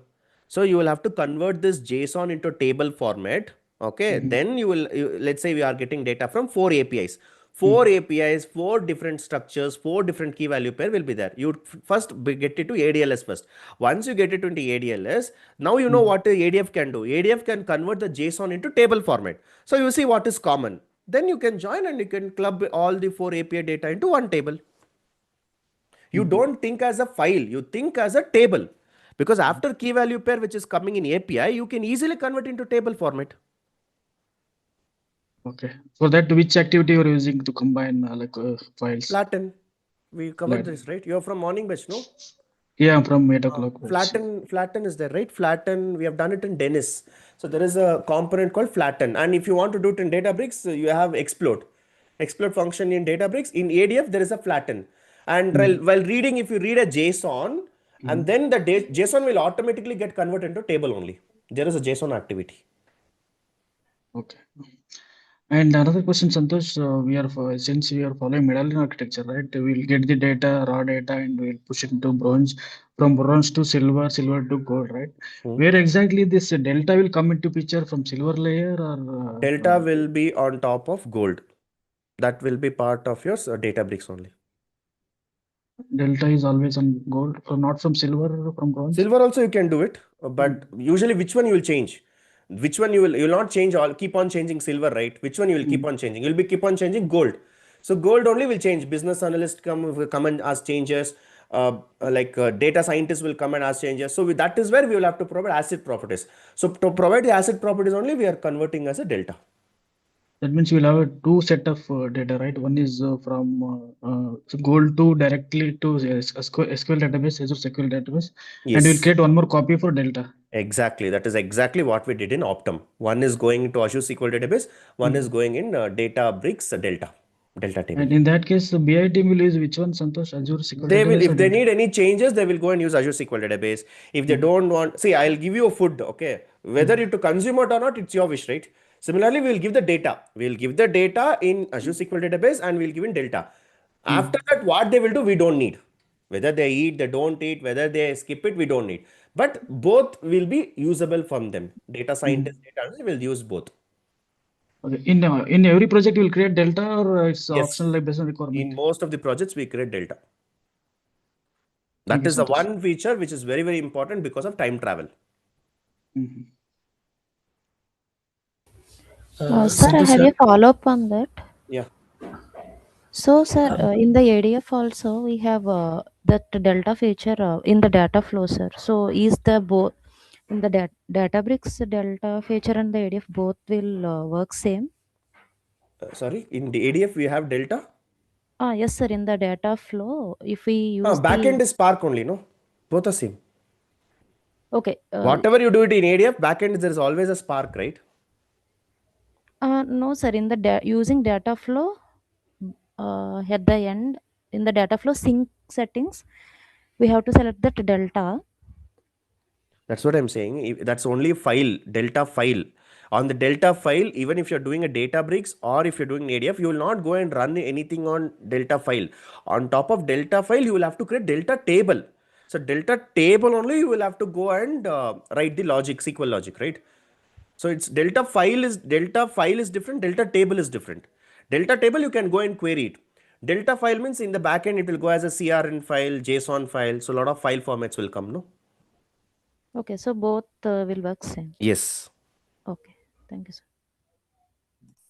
Santosh, one last question. Can we get this all Excel questions? Everything we will share. Yeah. Thank you. Santosh? Sir, with answers. Yeah. With answers, sir. With answers means I cannot type, right? Whenever you have a recordings, no.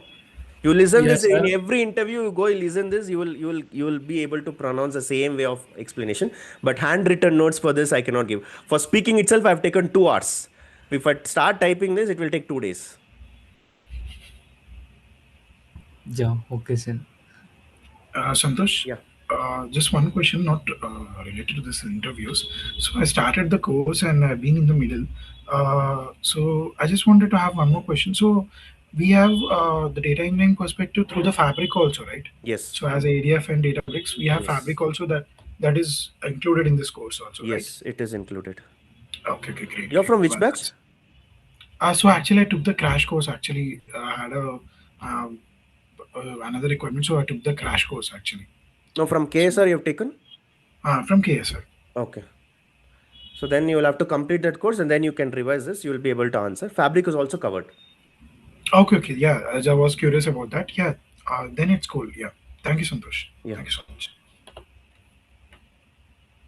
Any other questions? Hi, Santosh. Yeah. So I assume that one question came from one of the interview. So when you use for ADF for the ingestion purpose, so they are asking that in real time or any project without ADF, have you done any ingestion? I mean, using like Databricks. No, in Databricks also we can connect ADLS directly, right? We can connect your source systems. In Databricks also we can. If you go to the Databricks UI, right? In the data injection, there's one tab. If you go and click the data injection, directly it will show you. You can import some files, flat files directly. You can connect to external sources also. A lot of things you can do. You can do it. You can use your Databricks for ETL also. Okay, even you can connect for on-prem server also. Yes, no? we can connect. Okay. Thank you. And the second question is, for example, not for the interview purpose, this one. So assume that, okay, I got offer and I may join like another 5 days and I can, what are my preparations are, what are the things I need to focus and to go join and another 30 days, how can I survive first initially 30 days? See, first 30 days, the day you go in, you ask them if BRD, you ask them how are you getting requirements, what is the current project, what we are solving, what is your current project. Without understanding requirements, you directly don't go and ask ADF, okay? So directly go and first check what is the requirement, what they're trying to tell. First initial 1 week, 10 days, read as much as documents. Every project will have documents. Go through the documents. Once you go to the documents, you will understand what they're doing. Then go to technically. Day one, don't go and ask, give me Databricks access, give me ADF access. You will not understand anything. First, ask the business requirement documents. If they're using any Jira tools, focus on what is the tickets they have solved till now, what type of issues they have solved. Understand the client, then only you will be able to solve. Sure, Santosh. Thank you. One more thing, Santosh. Are we managing the BRD documents now? Everything is converted into ADO stories, right? So do we? ADO board, it's only for task tracking, but requirements are still coming in BRD only. Even Friday also, I signed one BRD. So BRD is still there. Okay. I thought BRDs are splitting into multiple stories in ADO. Is it not that's what. that case? But entire requirement will be in BRD. In that, module 1, module 2, module 3 will be there. Module 2 will be one sprint. Module 2 will be another sprint. Module 3 is another sprint. Okay. Got it.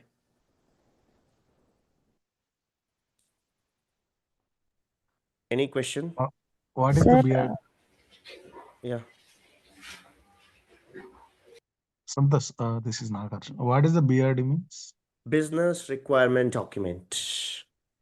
Okay. Whichever project you go, every project will have business requirement document. Okay. Santosh, for one project, one BRD? Yes.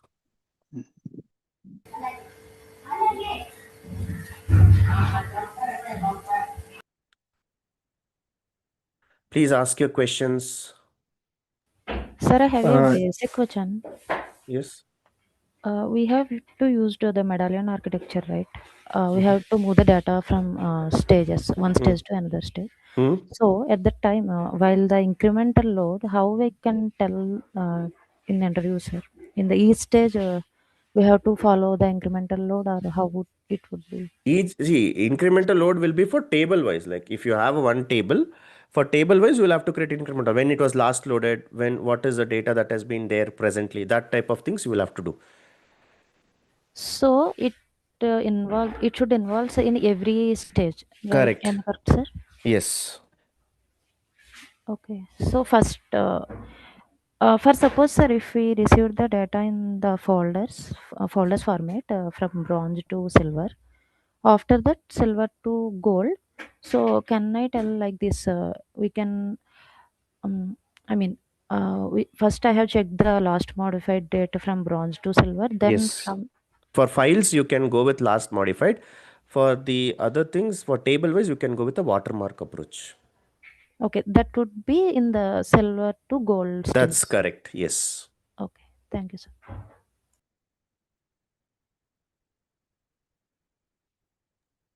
Hello. Yes. Yes, Santosh. Neeraj this side. Actually, I have a question. Who will create those watermark and log tables into the Azure SQL? Who has created Those are the data engineers, or Yeah, we have to create. No, you are doing data pipelines, you are doing incremental means table will be there. The structures may be created by your DB team, but you will have to tell them why you need them, for what purpose you need, what are the columns you need. That idea you have to give. So design is given by data engineers. and Hi, merge Santosh. logic? Sorry? Merge logic will also be written by Merge the. logic, you will have to write it. Yes. Yeah. Hi, sir. Since Santosh is sorry, Mahesh is here, I have one question. Yeah. So Mahesh, a record session is there internally, like within the cloud, we can able to download No, session. not possible. Okay. You can only access through our portal, like only access through our app. Internally, if you're traveling somewhere, you can go and you can download internally only, but you cannot download The outside. videos will be like it's not like a 1 year, guys. You can able to access even after 3, 4, 5 years also. Just why we are taking initially 1 year. I need an intention like within 1 year you should get placed and you no need to be watch again. Even after 1 year you are trying for a job, you are not get placed means I will feel like it's my mistake, like we are failed to teach you properly. Or else maybe any reason from your side. That's the reason it's 1 year. Even after 1 year you can able to access the classes. 3 years, 4 years also. No. What I'm asking here, like for example, Netflix is there. Within the Netflix, we can We have an download. option for that within the application. Mobile app, you have that option. No, I have seen. Okay, I will connect with you, Mahesh. Yeah, I'm not usually we able to won't connect. encourage that one because of the some data breach. So, but mobile application, we have some options. Okay. Okay, I'll connect with you for this one because I'm not able to downloading for. Yeah, better don't download, sir.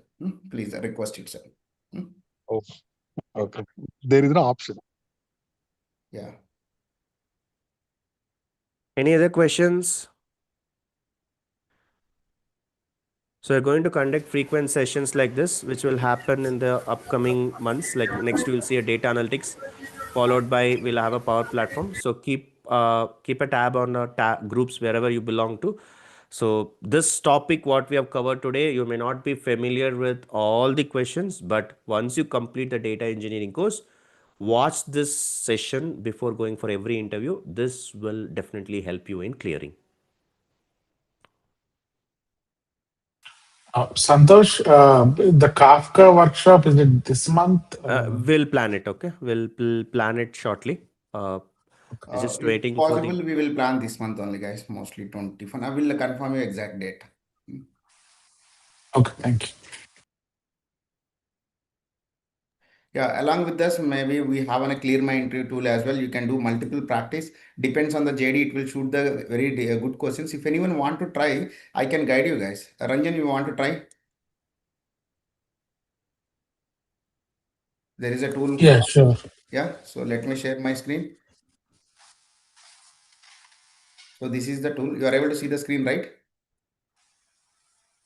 Yep. Yeah. So you can just create an account, sign up. If you don't have an account, you just go and sign up. Give your name, email ID, and password. So you can able to create an account. Okay. I do have an account already. I'm just trying now. Or else, if you are able to share your screen and I will guide you, you can take interview directly from there. Are you able to share the screen? Okay. So I think I need to exit and join back. I have to give permission to the Fine, that's fine. I will Chrome. wait. You can join, rejoin, and I will give the access to the share the screen.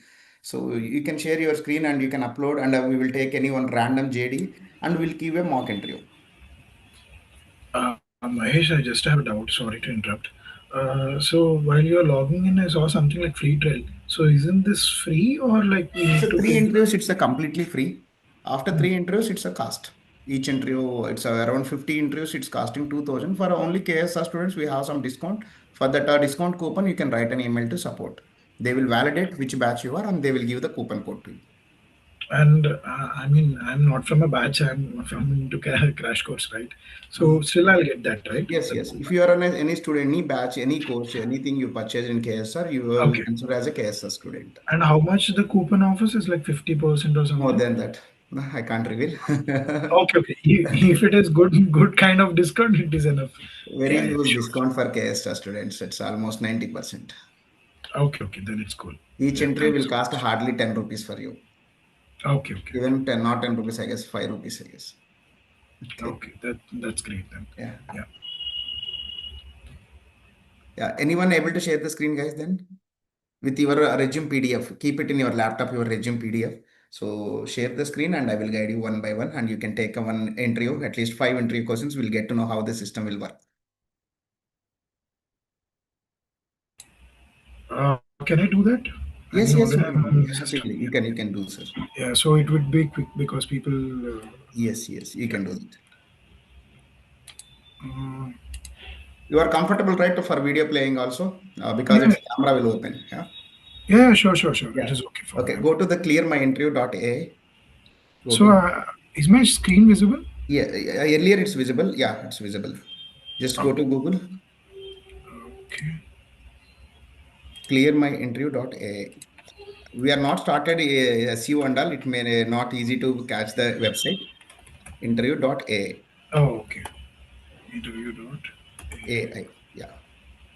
So go down little. Yeah, that A entry hub on the top. This? No, a little down. Yeah, up. Little. Yeah, that one. This one? Yes. Okay. Login, sign up. You can sign up here.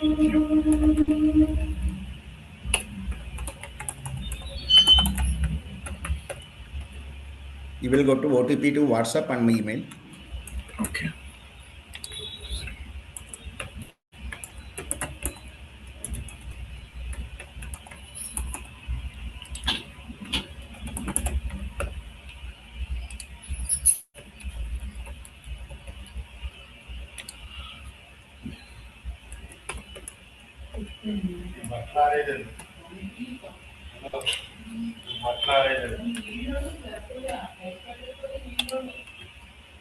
You will get an OTP to your email. You can check it, sir, from mobile.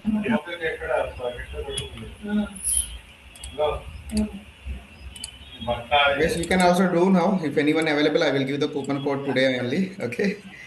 Maybe we can give a try for 50 interviews.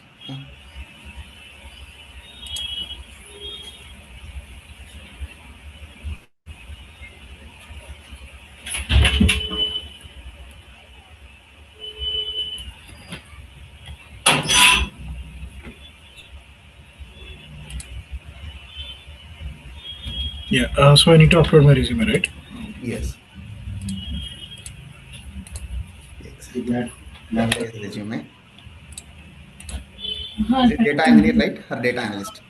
Yeah, data engineer it is. So you have any recent companies, JD? Any interview attended recently? TCS, I think I have attended one. Yeah, you can take that JD if you have, or else just go to the Naukri and take it any random JD also fine. Sure. Better I'll go to Naukri. Because it will not just in a random questions, it will predict the questions. Okay. So example, tomorrow if you have an interview, take that JD and given a 2 interviews, for sure at least 40 plus interview, 40 plus percentage you can predict. Okay. Take it experience.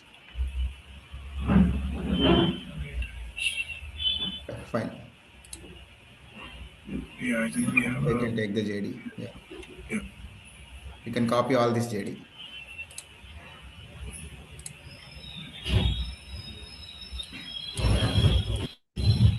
So why we didn't take it up as just a company name? Because the company is different and JD depends on JD. We can expect more questions actually. That's the reason we are not taking the as a company. Depends on the company.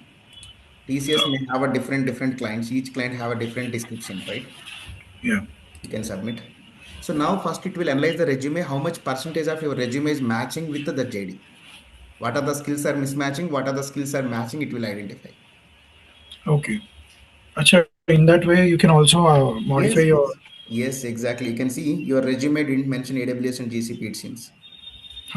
Lot many things you didn't update. It's maybe not a regular our The resume. data validations, the cloud narrative, Yeah. Git API, data security, Kubernetes, Docker. Okay. These are the missing So things. you can a little top up. You can go to the So ATS is low because the resume also it's not looks good. That resume, our team will help you with that. Overall score usually I will check it like at least 75% is the good score. Compatibility it's a 75%. It's matching with the JD. That's fine actually. Still. Okay. Now you can go to you can go to resume interview. We have two options. One is a technical interview, behavioral interview, and interview practice. Interview practice only topic wise. Example, you want to do only SQL, only Python you can do. Now we will go with a full interview. Go to the technical interview. Okay. Now technical interview depends on the JD. If you want, you can add a project from your resume. Oh. Or else if you want to do only interview practice, any topic wise, you are confident with any one topic now, sir, SQL or Python? SQL works for me. Yeah, better we can do interview practice for this time then. Go with the interview practice. Yeah. Take it your experience. Yes. Yeah, MySQL or SQL. Yeah. So topic, any particular topic if you want, you can take it again, or else just keep it SQL. Yeah. Okay. Any, if you want to make it only joins topics, yes, it will ask all joins questions. Okay. Here, scenario based, technical, all options. Yeah. Mahesh, 1 second, sir. Yeah, let. Yeah. no, for this thing, directly without uploading the resume. Yeah, without uploading resume, for practice we can do that. Okay, thank you. Resume will be like for a complete interview, mock interview. Sorry.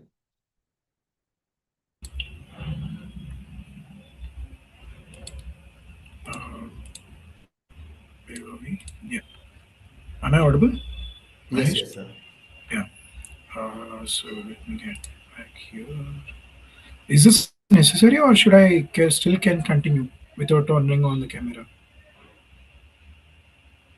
Yeah, without camera, yes, camera will open. You can allow actually. Okay. Yeah, I think it's visible.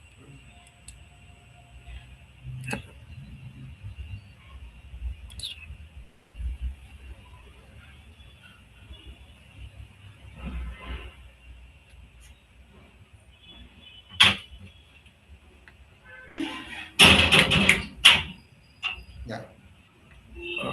Start interview. Yes.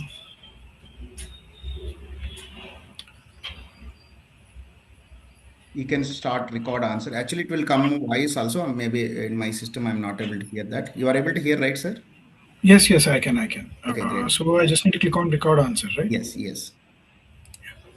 So an inner join, if from both the columns, if both the values get matched, those records only will be displayed when it comes to an inner join. When it comes to a left join, all the records that are matching, that are not matching, even though they are not matching, from the left table, they will be included. And comes to the right join, it goes the same, but it's from the right table. Even the records are matching, and the not matching records will be displayed. Inner, left, and right, and that is all about joins. Yeah, you are able to see the text also. I'm not able to see in the screen. Text means while I was speaking. Yes, yes, it will come text also in the down. Actually, I'm not able to see in the screen. I'm not sure. No text just came up. Just it's like, oh, it was like doing the audio thing. Oh, okay. Let me check. Do I need to answer all the 25 questions now? No, you can submit even one also. Just if you want, Okay. just later you can take it. Not required. It's already late. Yeah, I can understand. Yeah. You can just submit interview later. Sure.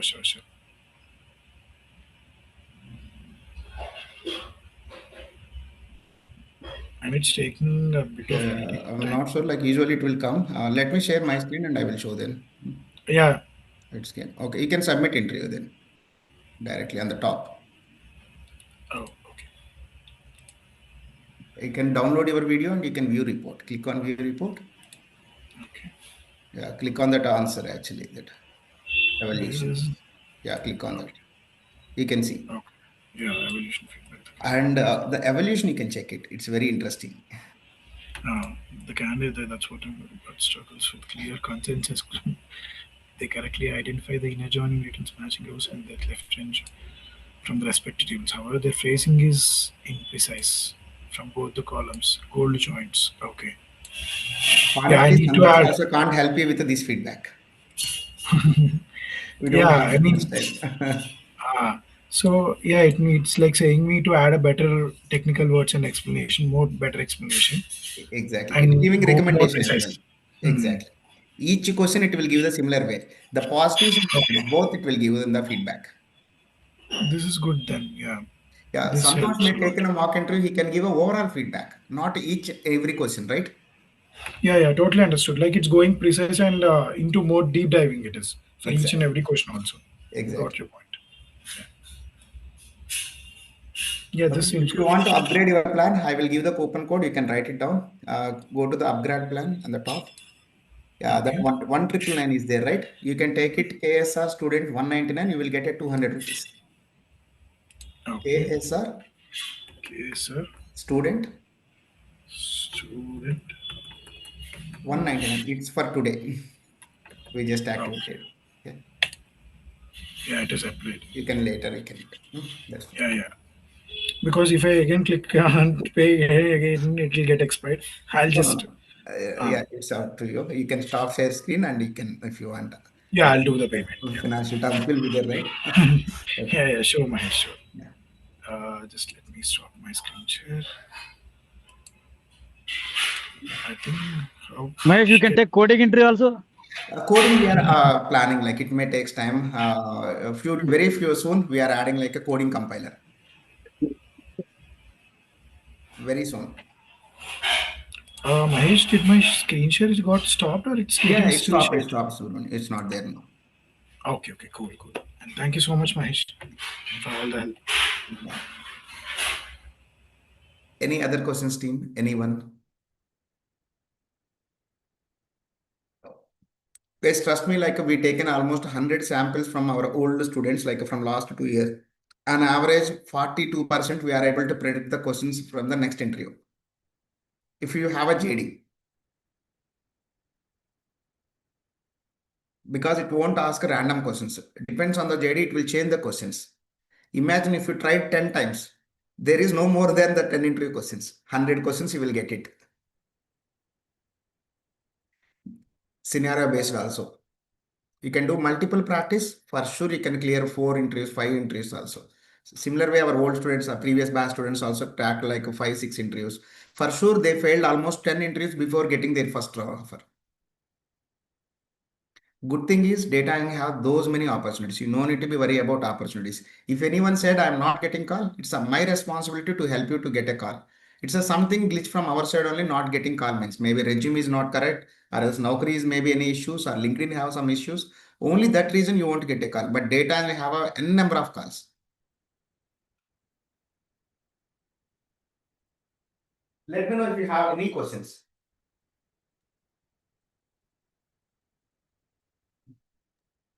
Yeah, hi. First of all, thank you for organizing these sessions. So it's very useful. We are thankful for that. So, like the thing is, nowadays, like for data engineering profile, also like they're asking for fabric experience. Like It's So not as the it's Ritvika. It's from almost more than 1.5 years. Our first Fabric session happened on 1.5 years back, and we are teaching in live for 1 year onwards. Fabric is mandatory now. yeah, so like as it is new, so obviously someone will have the experience, someone will don't have the experience, right? So at that time, how will face that situations? Like No, if no someone one asks, have experience in real time. Actually, honestly, it's just a 1 year old baby. yeah, yeah, Everyone have a learning experience, not in a practicing experience. okay. You are a student of KSR, or like you are not joined any batch? No, I have No, not okay. joined any No batch worries. yet. Like we conducted 3 hours of, 3 days Fabric boot camp in YouTube. It's there. It's a 15 hours. You can just go with that. It's more than sufficient to know Fabric. Mm-hmm. Okay. Just go to the KSR YouTube channel, search for KSR Fabric Bootcamp. 3 days workshop is there. Each day 5 hours. Santosh non-stop. He taken 5 hours and every day Okay. Yeah. Okay. without having even a small coffee. Okay, it's Yeah. very Even nice sessions. 3 days. Snowflake also they're asking actually for data Yeah, engineering. Snowflake is a different entity. It's Snowflake. Maybe if you want, you can add Snowflake also. We are teaching actually Snowflake. Okay. Fabric, yes, you can add. And the CI/CD pipelines, honestly, the future we are coming with the LLM and RAG models. The AI data engineer is changing as a AI data engineer. Okay. Mahesh, just Thank add you. on to her question. Yes, sure. So, in now again, I'm just summarizing. In the data engineering course, there is ADF, Databricks, and Fabric, right? SQL, Python, PySpark, Azure, under Azure, almost every topic, data factory, Databricks, data Ha, lakes, and Fabric. those are the topics. I'm just asking about these tools. These three are included, but if you want a Snowflake, there is another course for it, Yeah, right? Snowflake is different entity. It's a 2 months. It will take only Snowflake. Snowpark another 20 days. So it's a different course actually. Okay. Snowflake Now people need understand. a Snowflake, Snowpark, DBT, Medallion. Common Okay, so subjects will be SQL and Python. okay. So that's Uh, another new entity. So that's a yes, another new program. Okay. yes, a different program. Usually you will use a PySpark here, right? They will use Snowpark. Yeah, understood. Clearly understood. Some concepts, good thing will be around 30 to 40% concept similar, like Azure or AWS, those people also required. SQL and Python is mandatory. PySpark and Snowpark also almost similar. Okay. The rest of Snowflake is completely different. Okay. Understood, Who Mahesh. are multi-cloud data analysts from KSR, they can add only Snowflake, that's sufficient. Snowflake and DBT. Okay. These two topics is sufficient to become like a multi-level data analyst.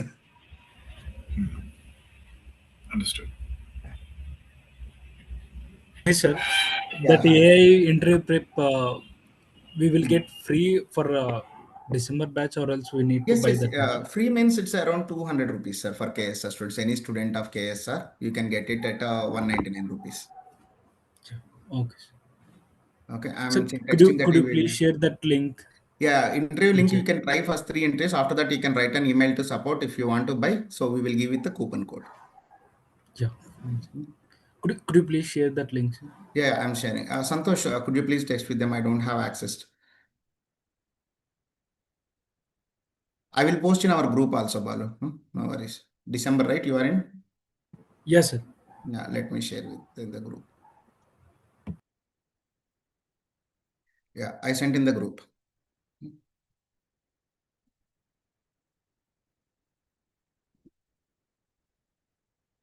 It's my texting. I will send in the group also. Yeah. Hope all good, right? Maybe you can just post your queries, any questions there, even in the YouTube chat also, we keep it there as a comments. So we will validate and we will take one more session on all those questions, guys. Who are watching in YouTube, you can post your comments, like your queries as a comments. So we will get back to on those comments again. Thank you. We'll meet soon.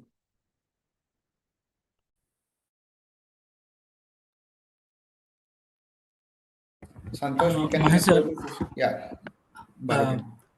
sir, we have any review questions of Naukri profile and LinkedIn profile reviews? Yeah, That session. placement cell session. I'm handling every alternate day, right? You can join that time and you can take the reviews also. Yeah. Okay. So in KSR, we will conduct placement cell session every alternate day. So happily you can join, even the day one also you can join, or else after course completion, even after 3-4 years also you can join if you need any support. Example, you are not getting calls, you are getting calls but not scheduling calls but not able to clear. So all kind of any support, you will get it there. You can join and you can ask me.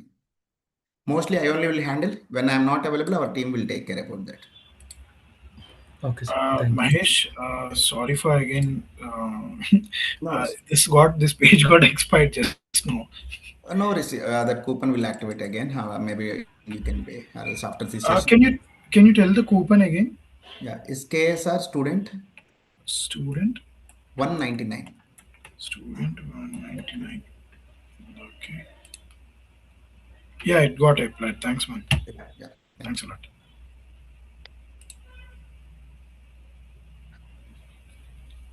Okay, guys, then we'll meet in another workshop very soon.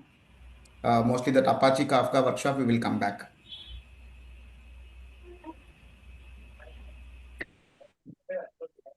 Santos is still there.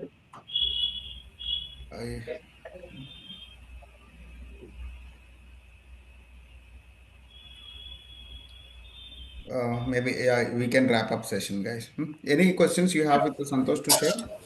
Yeah, I have one question, sir. So I also can ask offline. Okay, sure. Thank you. Thank you. Thank you. Thank you. Bye. Thank you, Mahesh. Yeah, thank you, team. Thank you, Mahesh.